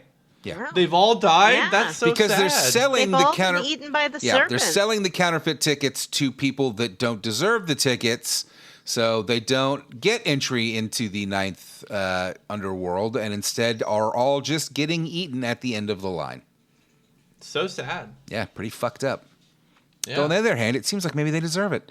All right. Quickly here, I'm going to run through a few things. I know you're going to want to talk about them, so, just go ahead and just interrupt me. After farting around for a bit to get himself a gun by sending Hector's death threat, which I forgot to mention earlier, Hector sent us a death threat, to his own employee, and then we have to deal with a crocodile in the sewer. Grim gets Hector alone. That part sucked. That part sucked. That you was have the worst part of the game. You have to raise the car and then distract the alligator to the other side of the tunnel and then lower the car to trap it. This part sucked. The only thing about it that I thought made it really frustrating is that you're driving the bone wagon through the sewer, you run across a giant alligator in the sewer, you can use the lifts you put on the bone wagon way back in year one to raise yourself up so that you can jump onto a raised platform, and you run down to the other side, and then the alligator turns around to chomp you. And the only thing I found frustrating about it and that confused me is that it automatically puts you on the ladder first. Mm-hmm. So you walked into the platform, it makes you clamber down the ladder a little bit, and then Until you have to realize, I have to climb back up so that I can use the item, which is just a remote control that you definitely could have just used while you were fucking hanging up from the ladder. You know? If you try to go all the way down, the game will animate the alligator to run towards you, and it will make it'll make you watch Grim Fandango go all the way back up the ladder, and then all the way back down the platform, and all the way back over to the car. It's so frustrating. Yeah. I didn't get that you're supposed to put like every guide I read said put it at the tunnel entrance. So I was putting it like right when you move from the car to the tunnel. Oh, That's you where mean I put the it foam being thing. the grinder? Yeah, the grinder dust. Yeah. And I had to watch a video explaining what to do because I would not have understood. I would never have guessed where you're supposed to grind that stuff. It's nowhere near where you think it's going to be. No, it's such a weird path. It's someone's arm. Yeah, it is a soldier's we have someone's arm. arm that we took off his. I did like that dumping guy who the got coffee. sprouted in the thing, right? You took his severed hand and put it in the grinder. We took his severed hand, we put it in a grinder. We use that in conjunction with some like Skelegro to trace. Or I guess the Skelegro is on the ground because we're tracking down this florist, and he left a little trail of Skelegro, and so we use the grinder to sprout it. And figure out where he basically went to had a this maze. trail all the way to the tunnel.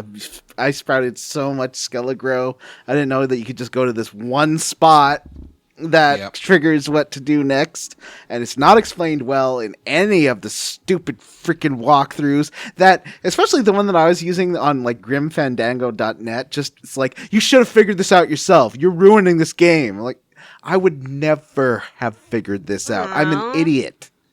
This game makes me feel stupid. If it makes you feel any better, the person that wrote that probably didn't figure it out for themselves either. Anyway, the sewer crocodile, we have to lure him to face us and away from the car, and then you can lower the lift of the car with your remote, and that traps the sewer gator, traps its tail under the car. We go and get a gun from the florist, and then we get Hector alone in his office by getting some face paint, getting into Hector's office, which involves a quiz. Well, you also have to dump some coffee onto some performers. Yeah, there's the whole thing which with was pretty funny. There's the whole thing with the soldier that stumbled in earlier into Sal's operation that Sal saved by like cutting him in half, and now he's got a unicycle and a trench coat so that people can't tell that he's only a head and a pair of and an arm. We have to do a little quiz to get into the elevator. And then we have to convince some poor schmucks to buy fake train tickets, which, knowing what we know now, seems really fucked up. It's not just any poor schmucks. It's the guy who was mopping the floor. No. That Grimm took his Yeah. job, and his wife, who he has reconnected Whoa, I with. didn't Yeah, realize she that. was waiting for him after all. That's nice. Or else he threw her new bow overboard or something. We do all that to I would convince think she Hector to was offer maybe us like a a job. Meche, like another Meche. We do all that to convince Hector to offer us a job so that we can get him alone, and then Grimm tries to kill Hector. Whoa. But you killed the bird. So harsh. Yep, instead a bird flies in, Yeah. bodyguard bird flies in and saves him, and then a rooftop chase ensues. It's not much of a rooftop chase. No. He also, worth pointing out that he takes you, he doesn't realize who you are, and he takes you back to your old office and offers you your old job. He's like, this can be your office, and you can make great sales here. Everyone in this game really just wants Manny to do his job. You know, that's all it comes down to. But he can't because they're cheating the system. And isn't that just Yep. a real, true analogy for life, you know? It's happened to me. Anyway, the bodyguard saves him. We have to chase him across the roof. He manages to make it across, but from one roof to another. But then we have to knock down the leg of the Lady Luck sign in order to get ourselves across. This is one of those ones where if I hadn't read a guide, I would never have figured it out. Squirt the bone dust in this invisible crack in the sign thing, and then dump the sprout juice on it. I'd still be playing this game right now Yeah. if I didn't have a guide. There's just nothing to indicate where you're supposed to do anything. It's just No. walk around Yeah. and click every pixel of the map until you figure it out. This is a game for fucking freaks that really love just, like if you were to, As a reminder, I did play this game when it if you came were out. to this beat game this when it came out, game Vanessa? without a guide, you would have to literally walk through every screen of the game, constantly clicking on every pixel on the Yeah, screen. hold on. I And wanna put also Vanessa- trying to use every item in your inventory every step of the way. That's the That's only the thing. way. Vanessa, I'm going to put you on the record right, and there's no way to prove this, so you know what? It's to your benefit. Did you beat this game unaided when it came out? Probably not. Well, you said you played it with a but- friend, right? I played it with a friend, but it was definitely in the days where if you wanted to look at the walkthrough, you had to exit out Yeah. of the game, dial up the Yeah. internet on your Okay. dial-up modem, go to the GameFAQs, thing, wait for it 'cause to GameFAQs load was the up. only place to Yeah, go. to GameFAQs. And it took like 40 minutes to print the guide on your dot matrix printer. And the GameFAQs guides back then were not Printed it. great. I know that for sure. I remember doing that with Ocarina of Time. And like the GameFAQs guides were not complete when I was playing that game. They were still being written, and I That was could me not playing get Grandia. through some bits. No, it was definitely a case of use everything on everything to see which combinations work. Yeah, so like I said, this was a game for little dipshits. And friend. I think that Hector falls off the roof, right? And like we go down to get him, and then we run into Olivia, and she like lures us into a trap. I'm a little confused by the chain of events here, to be honest with you. But regardless, we get into the car with Olivia, and she pulls a gun on us and reveals that she's got Sal's head in the back seat. Oh shit! Yeah, she had gone off to like make out with him earlier, and she made out with him so hard that his head came off. Or she's dating Hector now. She She always has been dating Hector, so I don't know why we was trusted Hector her, the but- boss of the cat? Okay, Yes. the cat races. The boss of the cat. Oh, the cat races. Cat yeah. races in the casino. I wasn't sure. I couldn't quite remember. So She drives Grimm out to an isolated greenhouse to meet with Hector, who shoots Grimm with slow acting Sproutella. Holy shit. no. Did you guys know what Sproutella was before they started talking about it here at the end of the fucking game? Well, I mean, the plant guy talks Yeah. about it a bit, and But you Yeah. never get an indication that there's like different degrees of No. magnitude of Sproutella. Not that I or- ran across anyway. I certainly didn't talk to every character a million times. Me either. Because I'm not a little dipshit. So, he shoots him with a... Yeah, Hector's like, I only had the slow stuff left. because you so ran you're off going my to florist, have by the way. Yeah, there's Yeah. a whole thing where you have to like scare the florist. Why? Yeah, I why mentioned you does sent him the cutting death the threat. wool off the door make this florist sane, Vanessa? What? Oh, no, that's not what happens. He's waiting for an assassin to come through, and then you cut the... The wool. It's like an alarm. spider web that is on the bell for the door. Okay. Oh, And so when yeah. you cut it, the bell rings and he thinks the assassin left. Oh. He sets like a little makeshift proximity alarm thing. Is that what happened? Okay, I was. I very thought confused by that. he like taped it up. He taped up the bell. I don't know. It doesn't really make a ton of sense, does it? It doesn't really. Yeah. I feel like I understood it, but the more I try to explain it, the more I realize I don't understand it. So.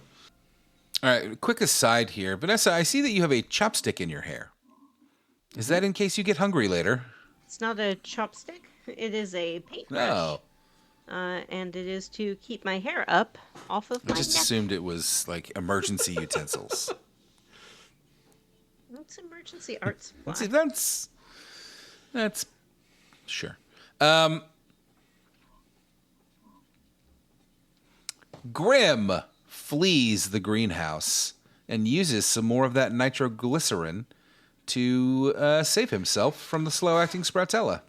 I like how you have to. The only way you can do this is you have to find Sal's body, and you have to grab his ticket from the suitcase of number 9 tickets and wait till it vibrates around his dead body that's buried in the grass behind the greenhouse. This whole field around the greenhouse, by the way, is all sprouted bodies. It's all murdered skeletons.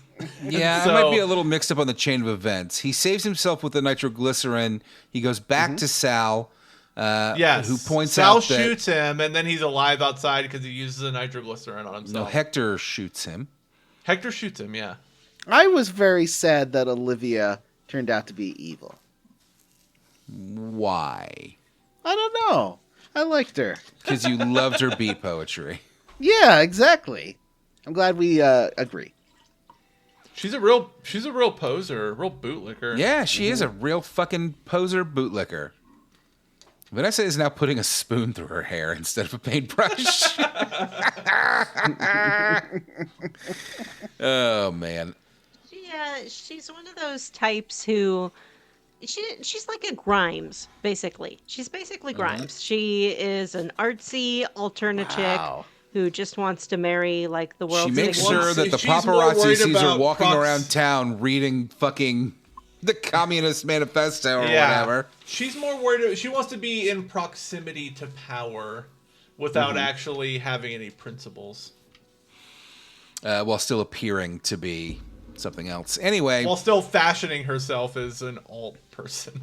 you save yourself. This is, I believe, the chain of events. You save yourself. You go back to the car and talk to Sal, who I believe tells you that there's a gun on his body.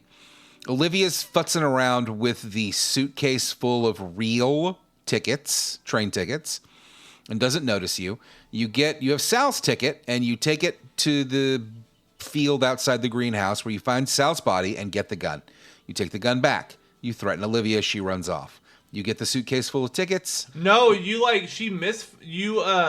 so Sal, if you talk to Sal's skull, he mentions that his skull has like a Sproutella / cyanide capsule in it. And he's like, get me close to That's Olivia right. and I'll sacrifice myself. And so Then why do you need to find go his talk body? to him.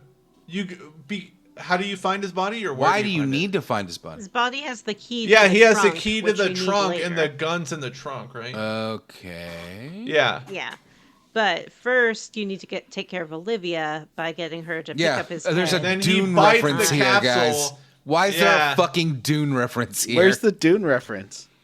He's got a poison tooth that he has to bite down on. That's not a when Dune they're really reference. close. That's like a World Dune War II thing? reference. That is a World War II thing, yeah. Yeah. They had cyanide capsules they would bite down on so they couldn't be interrogated by the enemy. No.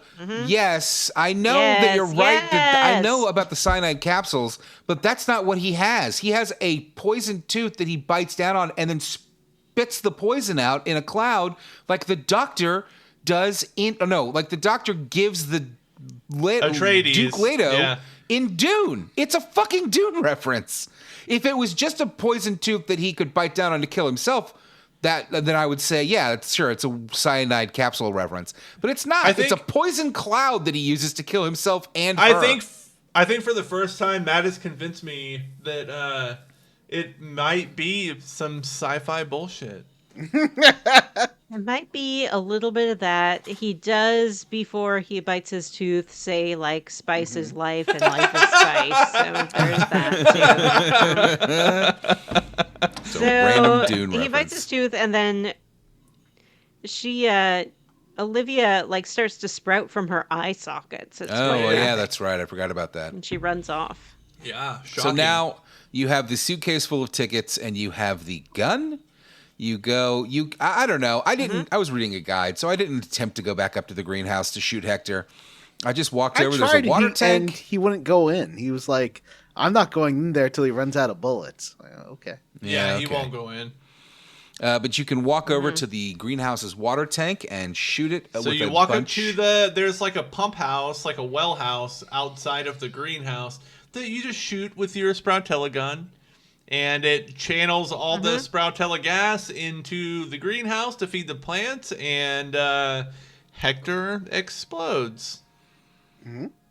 In a green He mist. explodes into a giant pile of flowers. Very graphic, very grim. No Fandango.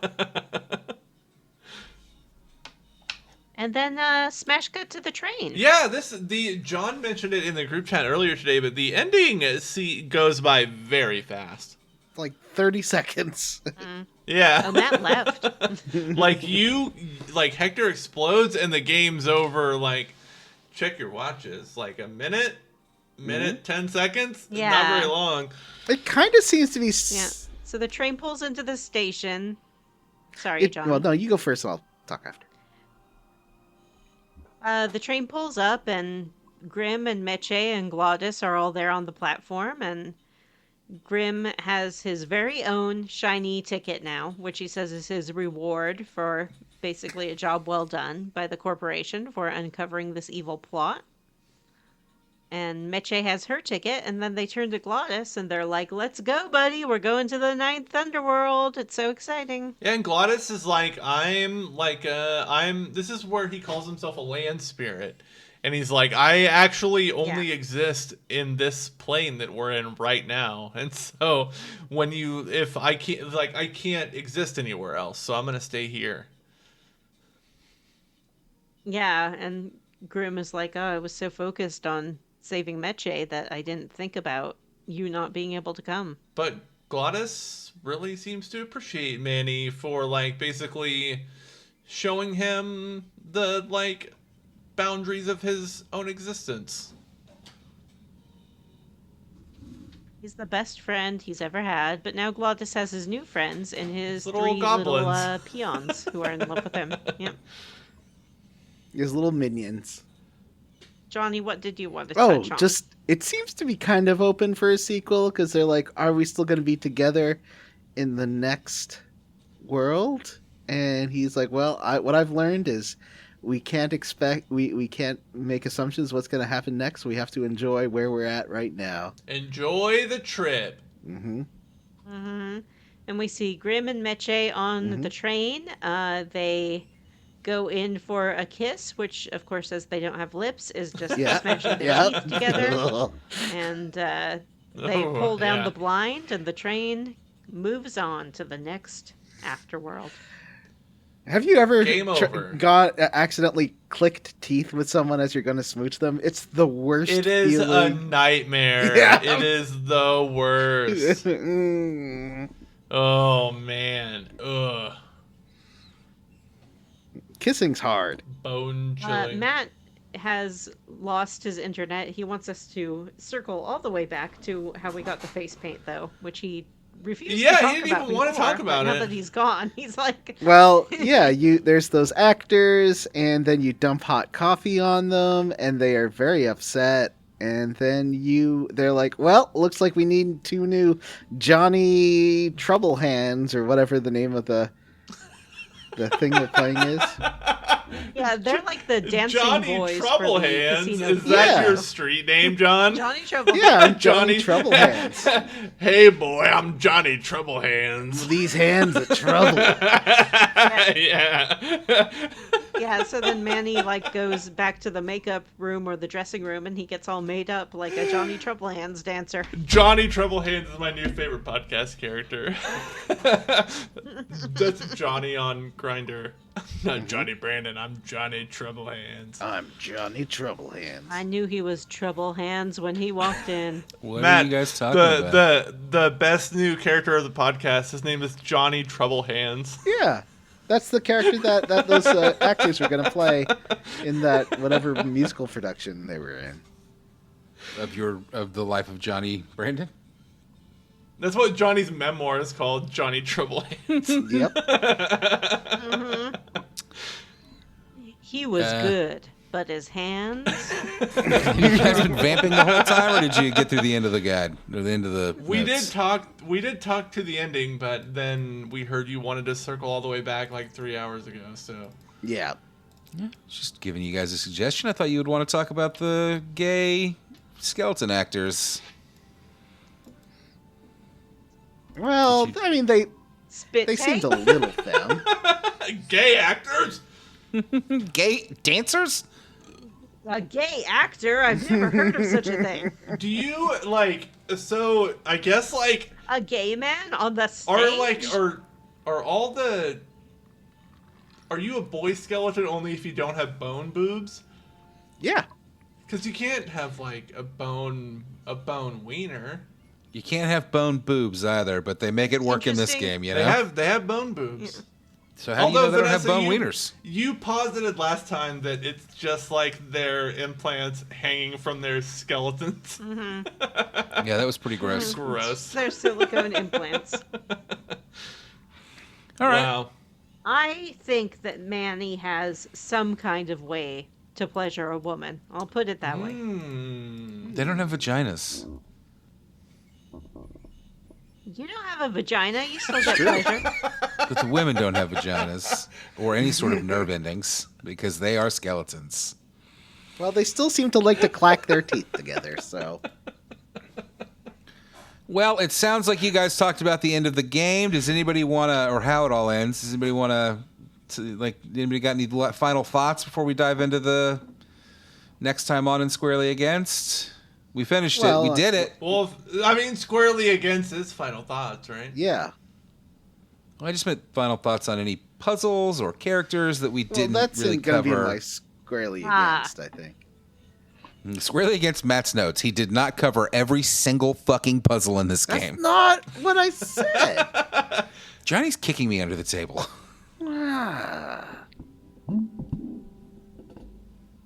His troublesome hands. Johnny Troublehands. It's troublesome ham feet.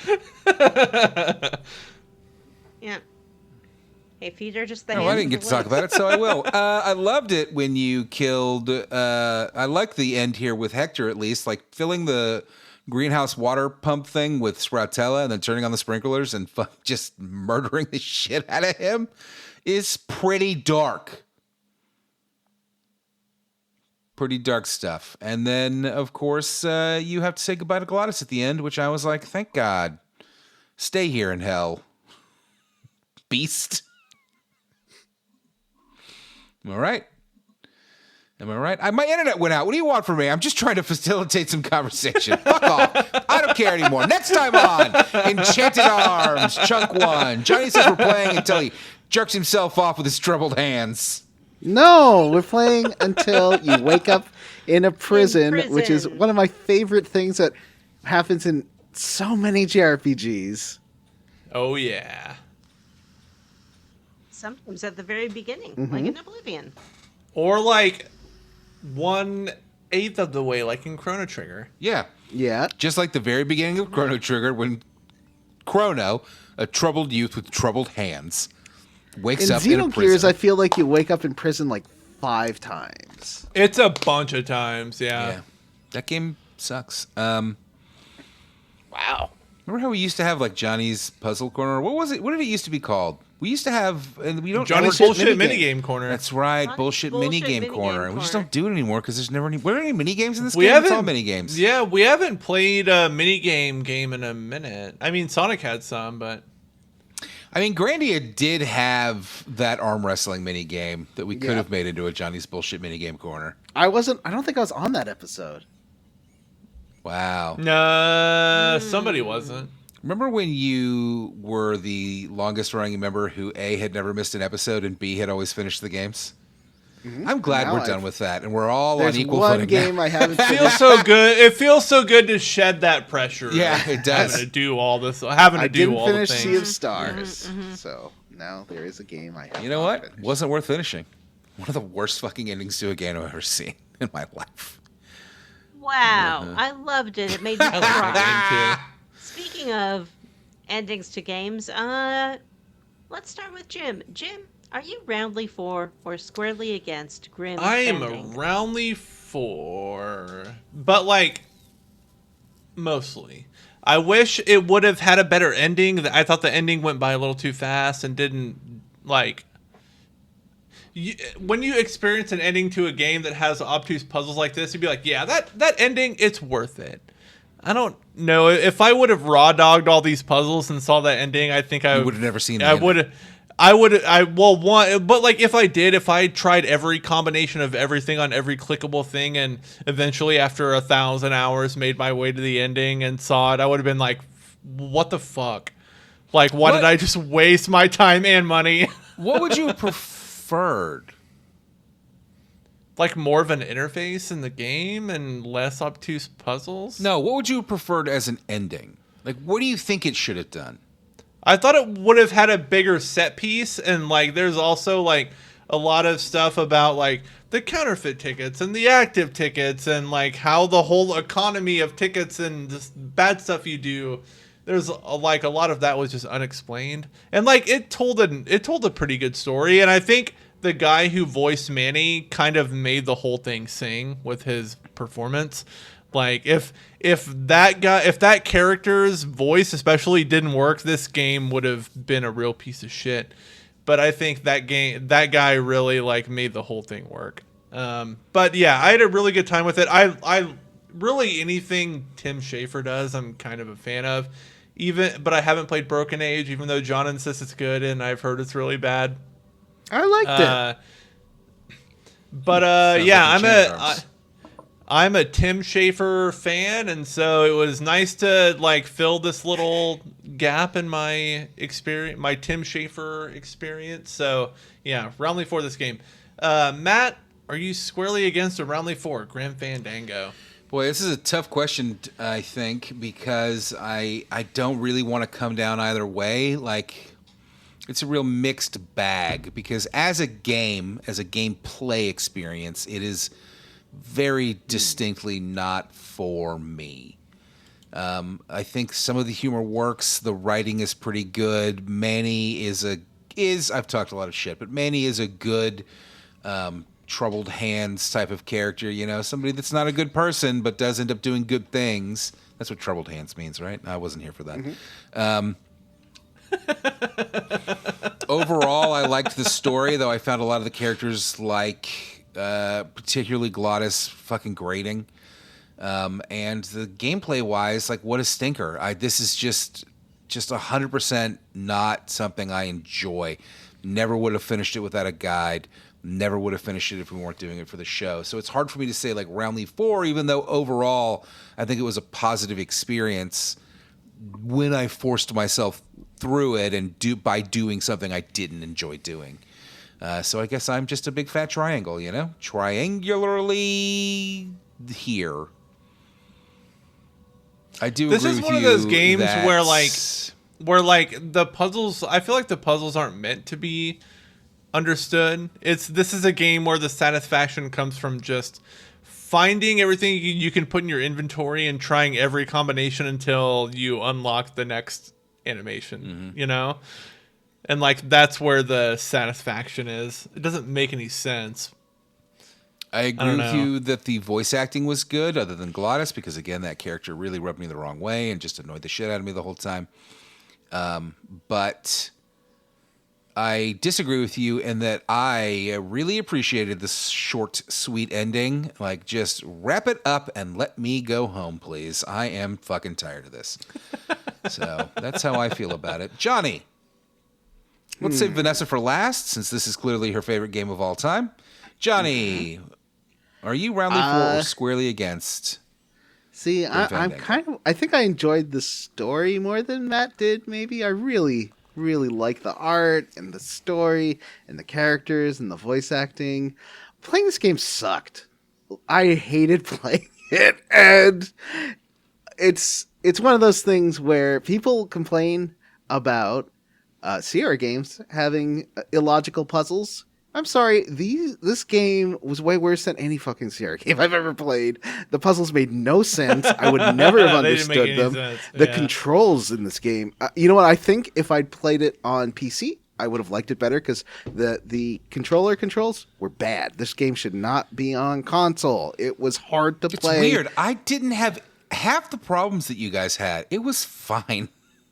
I hated controlling it. John, how did you play the game? First, I started on Vita, but it hadn't been scaled well for the tiny screen, so I switched to PS5. Matt, how did you play? I played it on the Xbox. So both on console? Yeah. Were the controls not the same? Yeah, I assume they're the same. I had a harder time than Matt did. Yeah, I didn't. Other than the occasional thinking you're clicking on one thing and then finding yourself walking halfway across the screen to get in the car, for example, where the game was like, you must want to do this, even though I was facing the sign. I didn't have a ton of problems with the controls, but I'm not saying that, I'm not trying to suggest that your experience wasn't valid. I'm a little shocked, that's all. I found people get mad at the Telltale games for being too easy. If this game had played, if the puzzles made sense like a Telltale game, I would have 100% loved it. But the puzzles I really, really did not enjoy.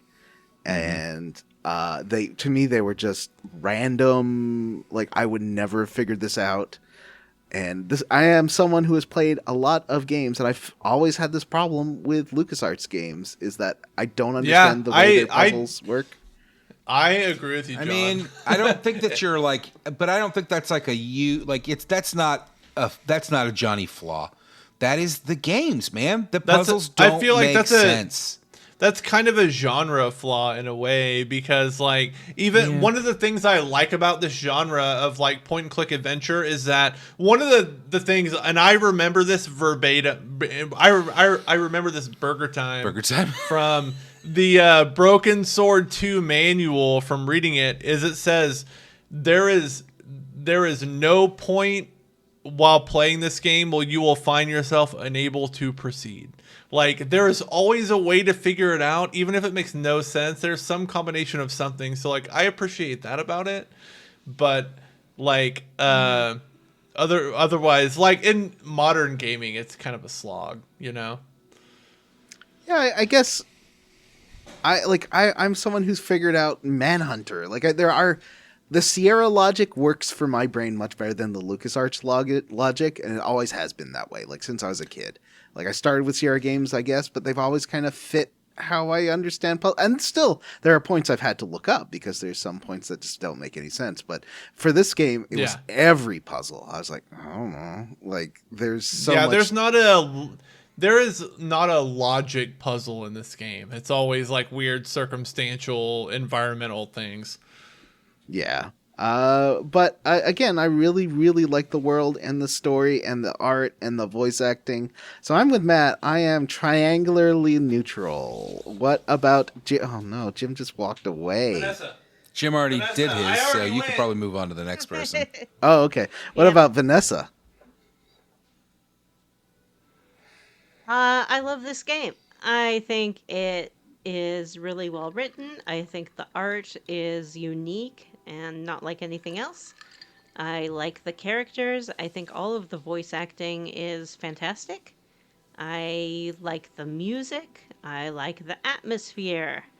I like everything except the puzzles. I admit it, the puzzles are really obtuse. They really just rely on you trying everything in your inventory until something sticks. Some of them, like figuring out the right race number, it can be really difficult. Even some sort of the more traditional puzzles, like aligning the tumblers, is a little bit too hard. And I think that they spent so much time trying to make the world look like one coherent thing that they forgot to like make the interactive items stand So out you a think little they bit were more. like too into the art style and not enough into the gameplay? Yeah. Oh, interesting. Yeah. All right. Tracy in the Discord today pointed out that And- this was like the.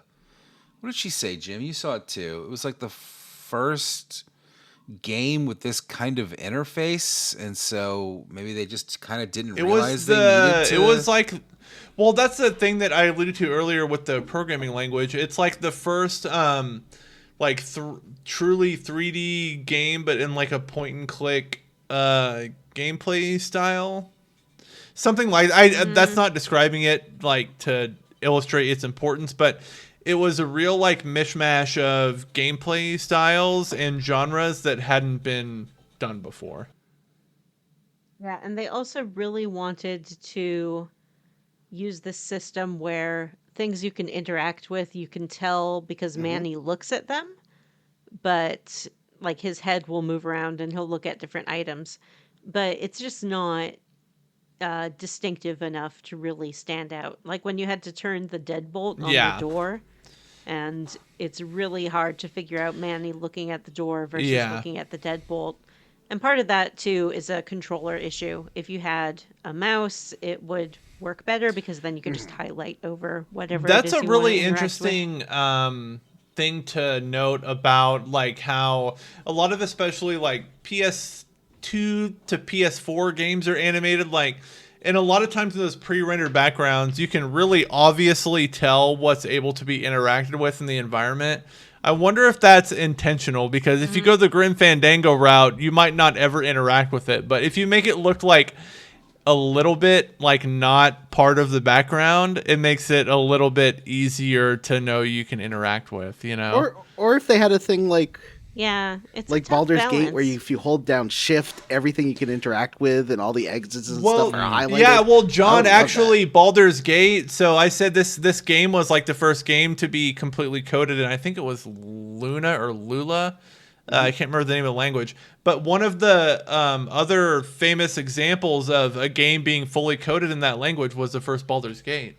Oh, okay. So just to Interesting. correct myself, it was Robert in the interesting. Discord that said that Grim Fandango was one of the first games to have the player click on things style interact in a 3D space. And so Yes. the indicator of what you can click on is supposed to be Manny's head turning to look at it. But that's not, in my opinion, is not. It's not good enough, and it's like, especially considering the scale of a lot of these environments. What I think like worked for me playing it is when I got to have a mouse and watch how the mouse glyph changed over all the different parts of the environment. That's what made the game easier to play for me.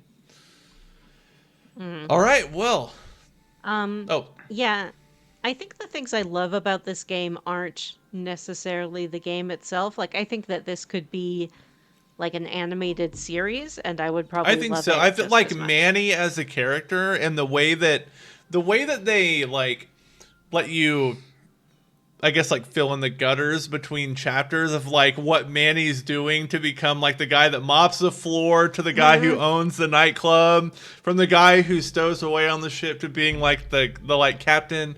Like there's so much fun stuff you can kind of fill in the gutters with there that I think would be really cool in like Yeah, I any love it. format. Yeah, and I also, it's a little thing, but I really like in year two, after Manny has sort of taken over the club, everyone you talk to in town, he knows and they know Yes. who he is, and it feels like Yeah. he's Yeah, and been like living a real life. he's He has bedded all the relationships with women. everyone. Like that's so fun. Like Yeah. yeah, there's just so much alluded to history in that gap. It's so fun. I'll say I think chapter 2 was the best chapter in the game. Hands down the best chapter. And I of the also game. think that Yeah. not all of them, but some of the puzzles at least did follow some logic of like, you get a list of things you got to do, and you gotta do this, and so you're working from something.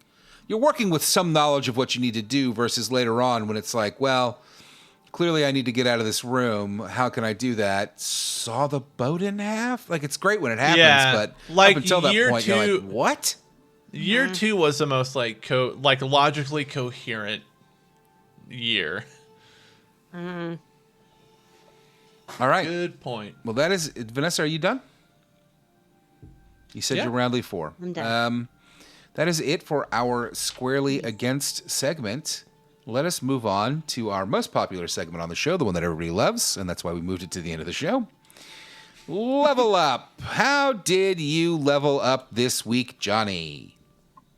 Well, obviously I finished my video, and I have now I'm sort of been brainstorming. I have a lot of ideas in my head on what to do for my next one. I think I want to do a queer history one, so I was thinking of doing those are my Star favorites. Control, because that'll be interesting. I also want to do Final Fantasy VII, like looking at both versions of the Honeybee Inn.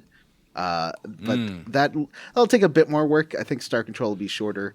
Final Fantasy VII, I kind of have to play through to wall market on that and the remake. So that's more of a. If you've although I got have if you still have that save, you can just. yeah, back I in. do have that save, so I should be able to record that. I think so. Yeah, but so that's kind of I've been brainstorming on what to do next. I have a few ideas. I might start. I got to figure out. The thing with Star Control is Star Control 2 is open source, like it's free to play. You can download it legally. But I might have to look at other means of playing Star Control 1. Although I do have it on my Genesis, so I could plug in my Retron and record it that way. Because Star Control 1 What's is Star actually Control? the one that has. Star Control is the first game's kind of like a multiplayer board game. Where combat is done like the old game Computer Space, where like there's momentum. It's like a top-down shooter. That's how combat works. Star Control 2 takes that and makes it to a single-player role-playing game. It still uses the same combat system and the same aliens and stuff, but then like adds this whole universe or galaxy you can explore and like mysteries to solve and dialogue trees and stuff. Star Control 2 is amazing. But you're going to do a video about Star Control 1. Well, I'm going to talk about Star Control 2 because it's sort of basically in Star Control 1 there is an alien race called the Androsynth who are synthetic androids. They're only men created by humans before like the events of Star Control 1, and they're all clones. Aren't all so it's sort androids of like synthetic? yeah, and they're all gay because there's no women. They're all clones of the same people, just like the clone troopers. And the designer like added like the queer triangles and stuff. Like he had gay friend. He wasn't gay, but he had gay friends and like sort of modeled it after ACT UP and sort of the militant gay stuff of the like gay rights stuff of the 80s. But then the people that wrote the manual were like, oh, they're space hairdressers. Like they made it all like super shitty towards gays. So it's weird that there's two different perspectives on gay men in the same game. That does sound really interesting. Yeah. Yes. And they disappear in Star Control 2. They are taken out of the game completely by a race, what turns out to be a race of, they're really friendly, but they're Cthulhu's basically. Like eldritch horrors. Yeah, it's really neat what happens to them. Yeah. Friendly eldritch horrors? That's the first time I've ever heard of that. That's fun. Yeah, they Well, look like if you friendly were a fish. dark, ageless god, wouldn't you just be like, oh, you little guys? You're all Yeah. like cute little pets. Like, They look like little fish, but they are actually eldritch horrors, and it's amazing. I like that a lot. Yeah.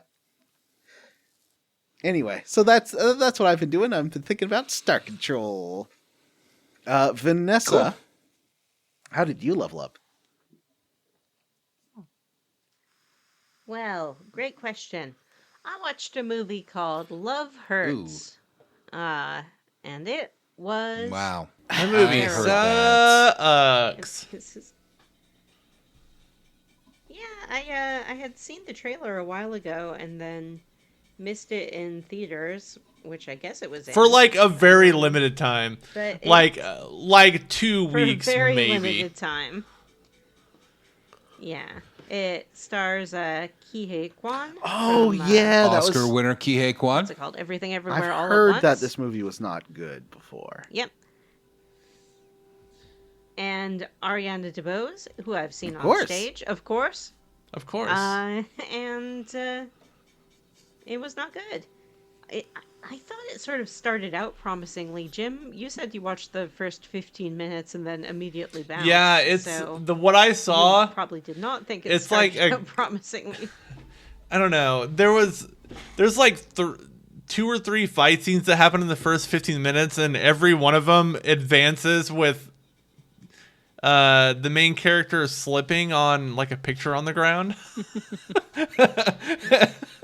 They is all like absolutely true. the only reason you stop like and go to another part of the fight scene is because one of them slips on a picture.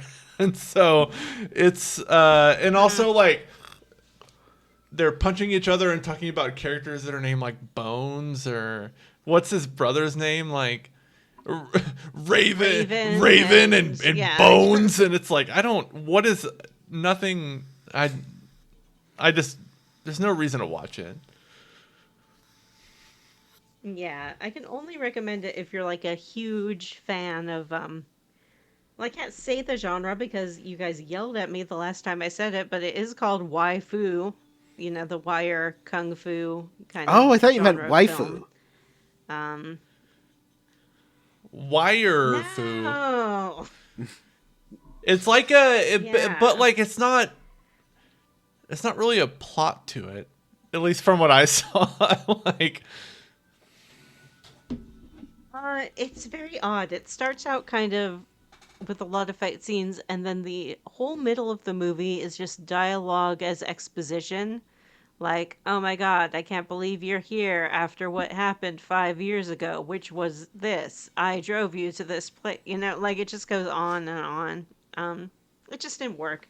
It's too bad, because I do think they were trying to do something kind of interesting and funny, but no, it didn't happen.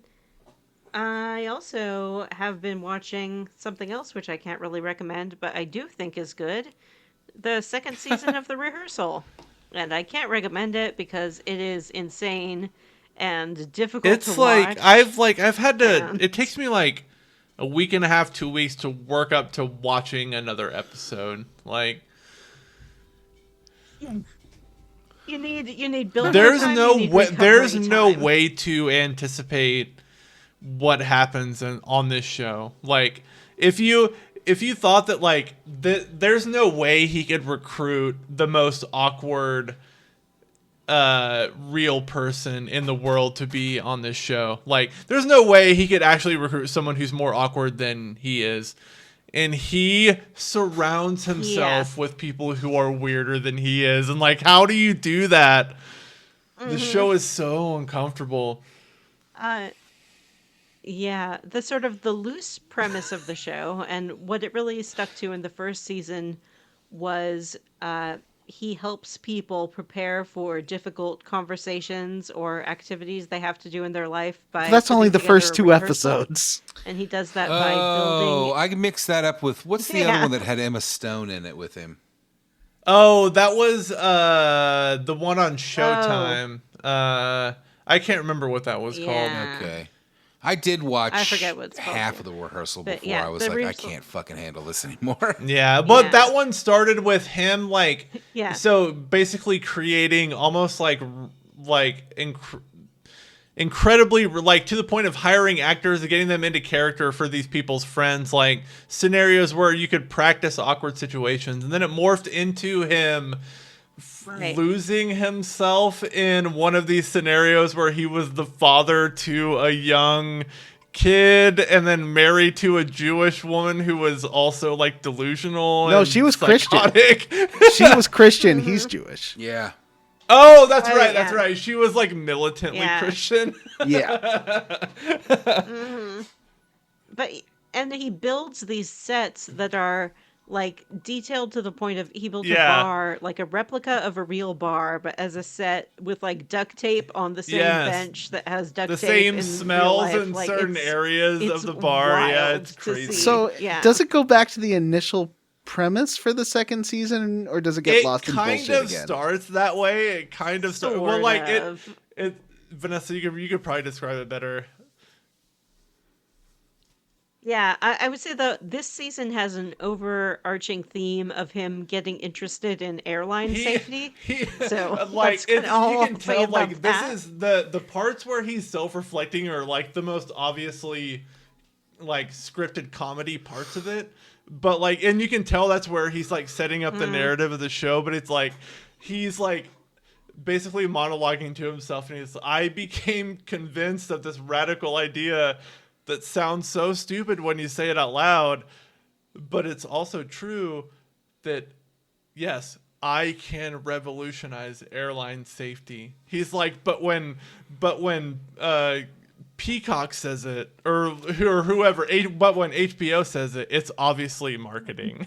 And so he's Yeah. trying to like rationalize his whole idea to himself in that first episode. It's really funny. So yeah, he's built an entire Yeah. airport set In basically. that first episode, and he keeps when going back he's to these walking pilots. through like this neighborhood and talking to himself about how he's like the best but also worst person because he's a comedian and there's this whole thing filmed where he's walking through this little thing and talking to himself. That whole thing was just a set that he created. Like at the end of it, he like looks at the camera and then all the actors get up and like there's a clown in the background. Yeah. Like, it's all everything's just Yeah, fake. the weirdest part about the show is like you never know what Yeah, is you never know documentary like and when what's like fake. someone who's dead in the background is just gonna get up. And he's also running a fake singing competition, but the people who like join the singing competition don't know that it's not a real singing competition show. It gets wild. It gets like I'm 4 episodes in, and some of the stuff I've seen I never thought I would see. I never wanted to see. I've seen it, and like Jim said, I need Yeah. some recovery time. You gotta work take through time to it. process and then take time to work up to the next exposure to that guy. Yeah. But finally, a show for everyone that the whole family can enjoy. Yay! Poker Face is back. Poker Face season 2. I think I'm the only one that hasn't seen the first season. I out of loved it. All of us. Time to watch it, Jim. Get Amanda, put her on the couch, watch Ooh. Poker Poker Face Face. together. Okay. Poked your face. Watch Poker Face together. I think that she would like it. It's if you like Psych, if you like Knives Out, Columbo.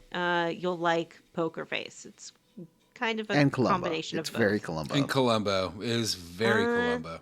And Columbo. Yeah. It's fun. It doesn't take itself too seriously. And it has like a new scenario every week. It's very easy to watch. Poker Face. Watch it and have fun. Jim? Yeah.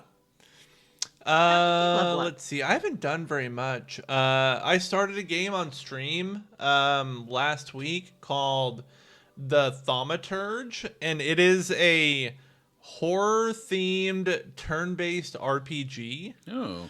that takes place like pre-World War One in Eastern Europe, like when Rasputin was a thing. Very interesting game. I only got through like the little prologue and part of the first like act, but pretty cool. I don't know that I can recommend it yet, but it's like a Pokemon kind of thing where you collect little spirits and level them up and use them in your combat to affect your opponents. Interesting stuff. Let's see. Jim, I forgot to mention that I saw Yeah. Jim and Vanessa recommendation, The Heretic. Ooh. Oh, you saw Heretic, yeah. Not The Heretic, just Ooh, go Heretic. through Oh, just Anyways. Heretic. I knew what happened in the first act, like in the drawing room or in the living room. I did not know anything about the next two acts. Oh, how'd you feel about the movie? I really liked it. I did really Good. like it. It wasn't a go-through maze. I don't know why Vanessa... Like, did the trailer make it look like it was a go-through maze? Is that what Yeah, happened? Yes. the trailer was Maze Town. Yeah. Well, he's got that Okay. fucking little like homemade maze He's got box. the diorama. Yeah, he Yeah, does it's got have a that maze diorama. box. It's weird. They should have looked at that. They should never have gone inside when the wife wasn't there.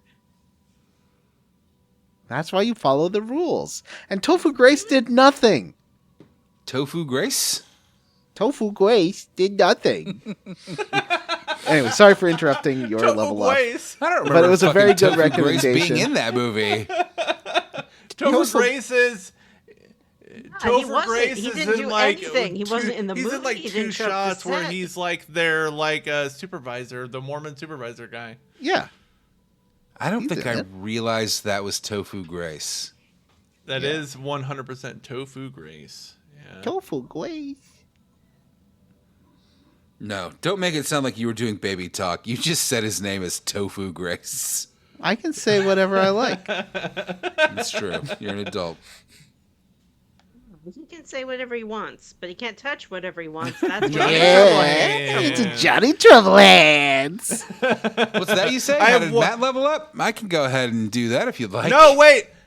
I have one more thing I want to add to my own level up that Johnny fun. commandeered.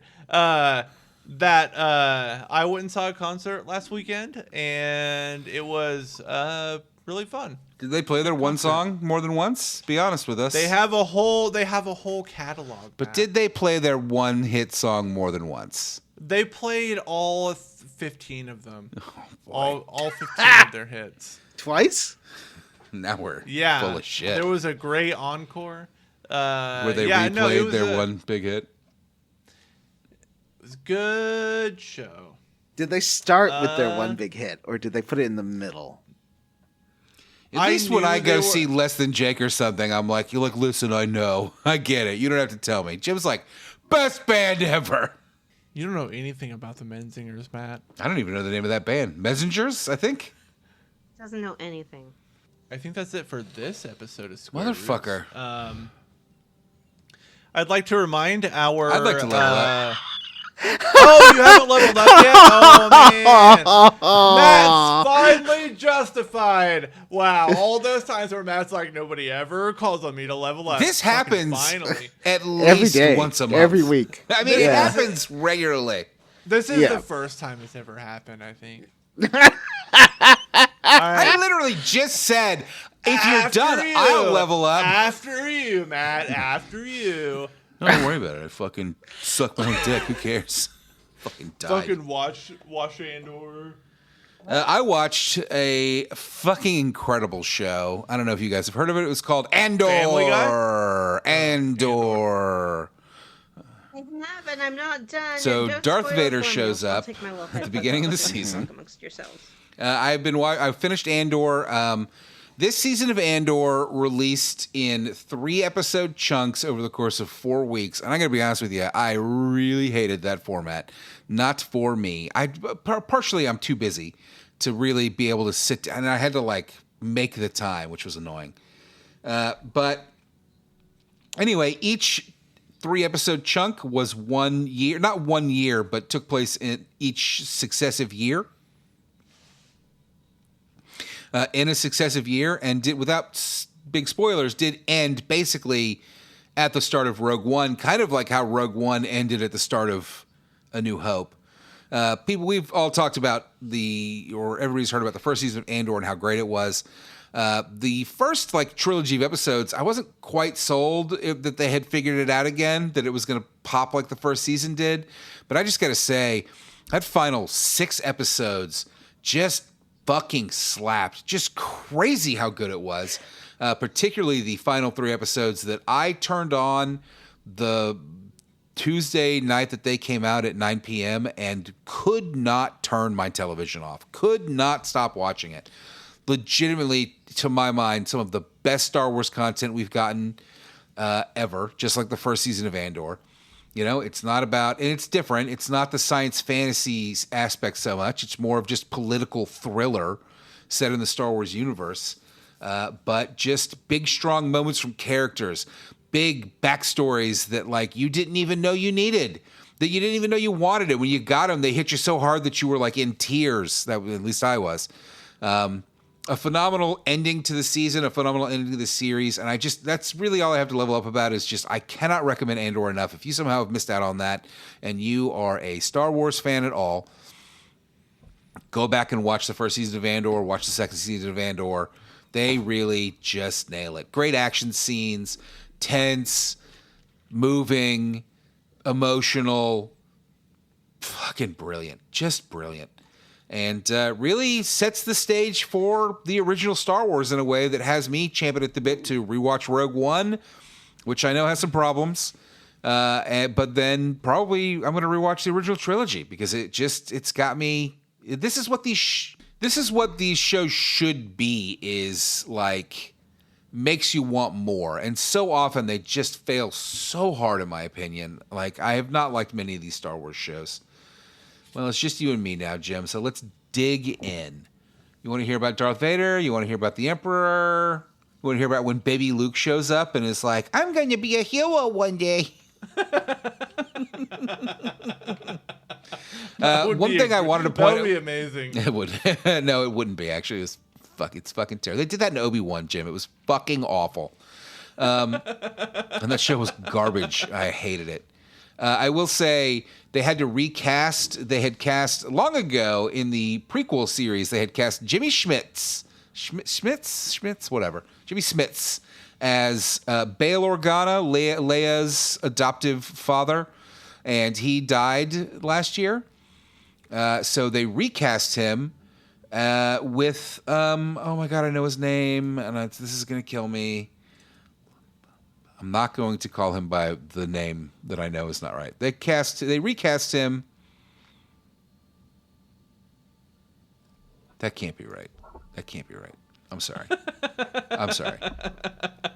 Andor Bail Organa recast. I think you have to keep your headphones off for another minute. Vanessa. They recast him with Benjamin Bratt.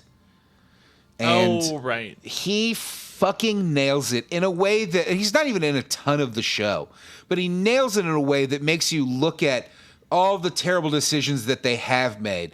Let's use CGI to make somebody look younger. Let's use CGI to completely recreate somebody, and it makes them all look fucking stupid because you have Jimmy Smits, and then the actor dies, and the next season you have Benjamin Bratt, and he's fucking fantastic. And it is 10 out of 10 casting. It's so good. Benjamin Bratt died. No, Jimmy Smits died. I didn't know that. Jimmy Smith died? I didn't know that either. Wow. I think he died. I don't know why else they would recast him. Now I have to look it up. He didn't die. Why did he get recast? I don't know. I don't know either. I don't know what's going on. I thought he was dead. Maybe he's Well, busy. I don't have a great explanation for this. I assume that he's retired. Maybe he retired. Why was Jimmy Smits recast in Andor? Oh, scheduling conflicts. Wow, I thought he fucking died. Well, I feel like a real idiot, and I apologize for all the misinformation. But regardless, the recast was fantastic. And on top of that, just a great show. Like, particularly the last 6 episodes really hit hard from start to bottom. And on top of all that, it is very much like a show that kind of mirrors our times, which makes sense with, being about the Empire and what they're doing. And then you look at the state of the world today and you're like, yeah, shit. And that's Andor. Good timing, Vanessa. All right, we've all leveled up, right? I don't think Vanessa has. I did. I guess I have a new level up. I bought some shirts when Matt was talking about Vanessa, level up. this is not a spoiler for Andor, but I was talking a lot about the Benjamin Bratt recast of Bail Organa, which I don't know if you've gotten to, but that did happen. And it's just a real good... I didn't, and It's not a it's spoiler, it's an actor. They announced it months ago. He was in the show. This is the second season. Oh, yeah. All right, well, that's it for this episode of Square Roots. If you would like to hear all of our great bonus content, and by the way, this month, I am going to be a real baby fresh eyes and watching my first beginning to end James Bond movie. Matt, So is what it do you going to think be is going a on? watch-along commentary, or is it a review? That's what I want to... It's Vanessa's understand from month, you. so that's her call. Yeah. Okay. Well, I would like to do a watch along, so That we would can be fun. experience Yeah. Jim experiencing it. Those are always a good time to record, so I am down for that for sure. All right, well, to hear our great GoldenEye bonus episode and also all the other great bonus content we have on the Patreon, we just did a bonus episode on Until Dawn. We've got tons Holy of great shit, I Square forgot that Roots was a verses. thing Yeah. entirely. I saw that Yeah. in theaters and I forgot it existed.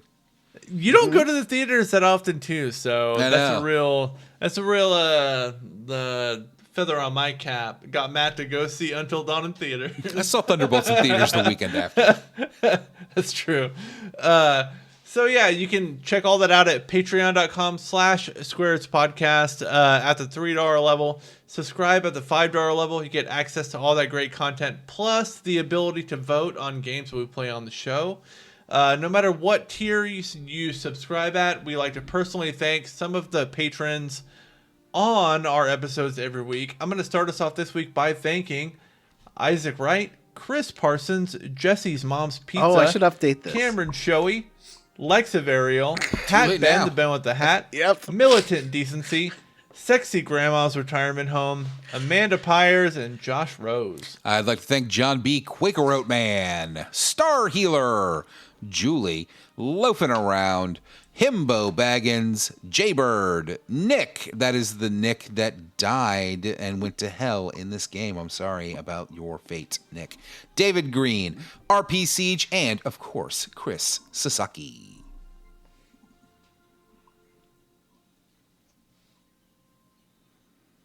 I'd like to thank AJL for Square Roots Podcast. I'm Stim Stanks. I'm Amanda Douglas. War Childress, Matt Jorgensen, Erica Garby, Sora's Keybump Blade, Hexagon, I'd like to Robert thank T, Andy, and Seth G. Vanessa's mom, Seattle Sounders hosting the World Cup, I think. Yeah, we'll host Paris and Madrid in the World Cup. Ari Corpavara, Eric Pitkamini, Ederol, Worked Muffin, Wishbone is Gay, Butcher Pete Sharp Salami, Brian Hassel, David Shook, Chad Wilson, Bree Girth, Cyril the Wolf, Aru, Dyslexis JRPG Hero, Killed My Dog, Brian Pitt, What are you Ryudo, reading? more like Rudo, John Scala, and Butts on Parade. Those were all the ones we haven't done from this set. Oh, okay. It's the ones I would have put All in. right. All right, that's it for this episode of Square Roots. If you'd like to send us an email to have read on the air, our email address is squarerootspodcast@gmail.com. Come see us at our Facebook group, the Square Roots Podcast Group for smart, cool, very attractive people, or find us on Blue Sky at squarerootspod.bsky.social. And don't forget to rate, review, and subscribe on Apple Podcasts, Google, Spotify, Ghana, Podcast Addict, Downcast, any of those things. Thanks to Stephen Morris for our Scourge theme. You can find Stephen on YouTube. Links in the show notes. Give us a 5-star review somewhere, or 6, or whichever the most stars is. Wherever you can. All right, for Square Roots, I'm Jim Banks. I'm Matthew Van Zant. Actually, just give what your heart says this show deserves. Johnny. Johnny. 5 or 6. And I'm Vanessa, and I'm not attracted to every skeleton. Bye. And that's it for our final episode of The Bone Zone. The Bone Zone is closed forever until we play Mr. Bones for Sega Saturn. The Bone Zone is closed forever.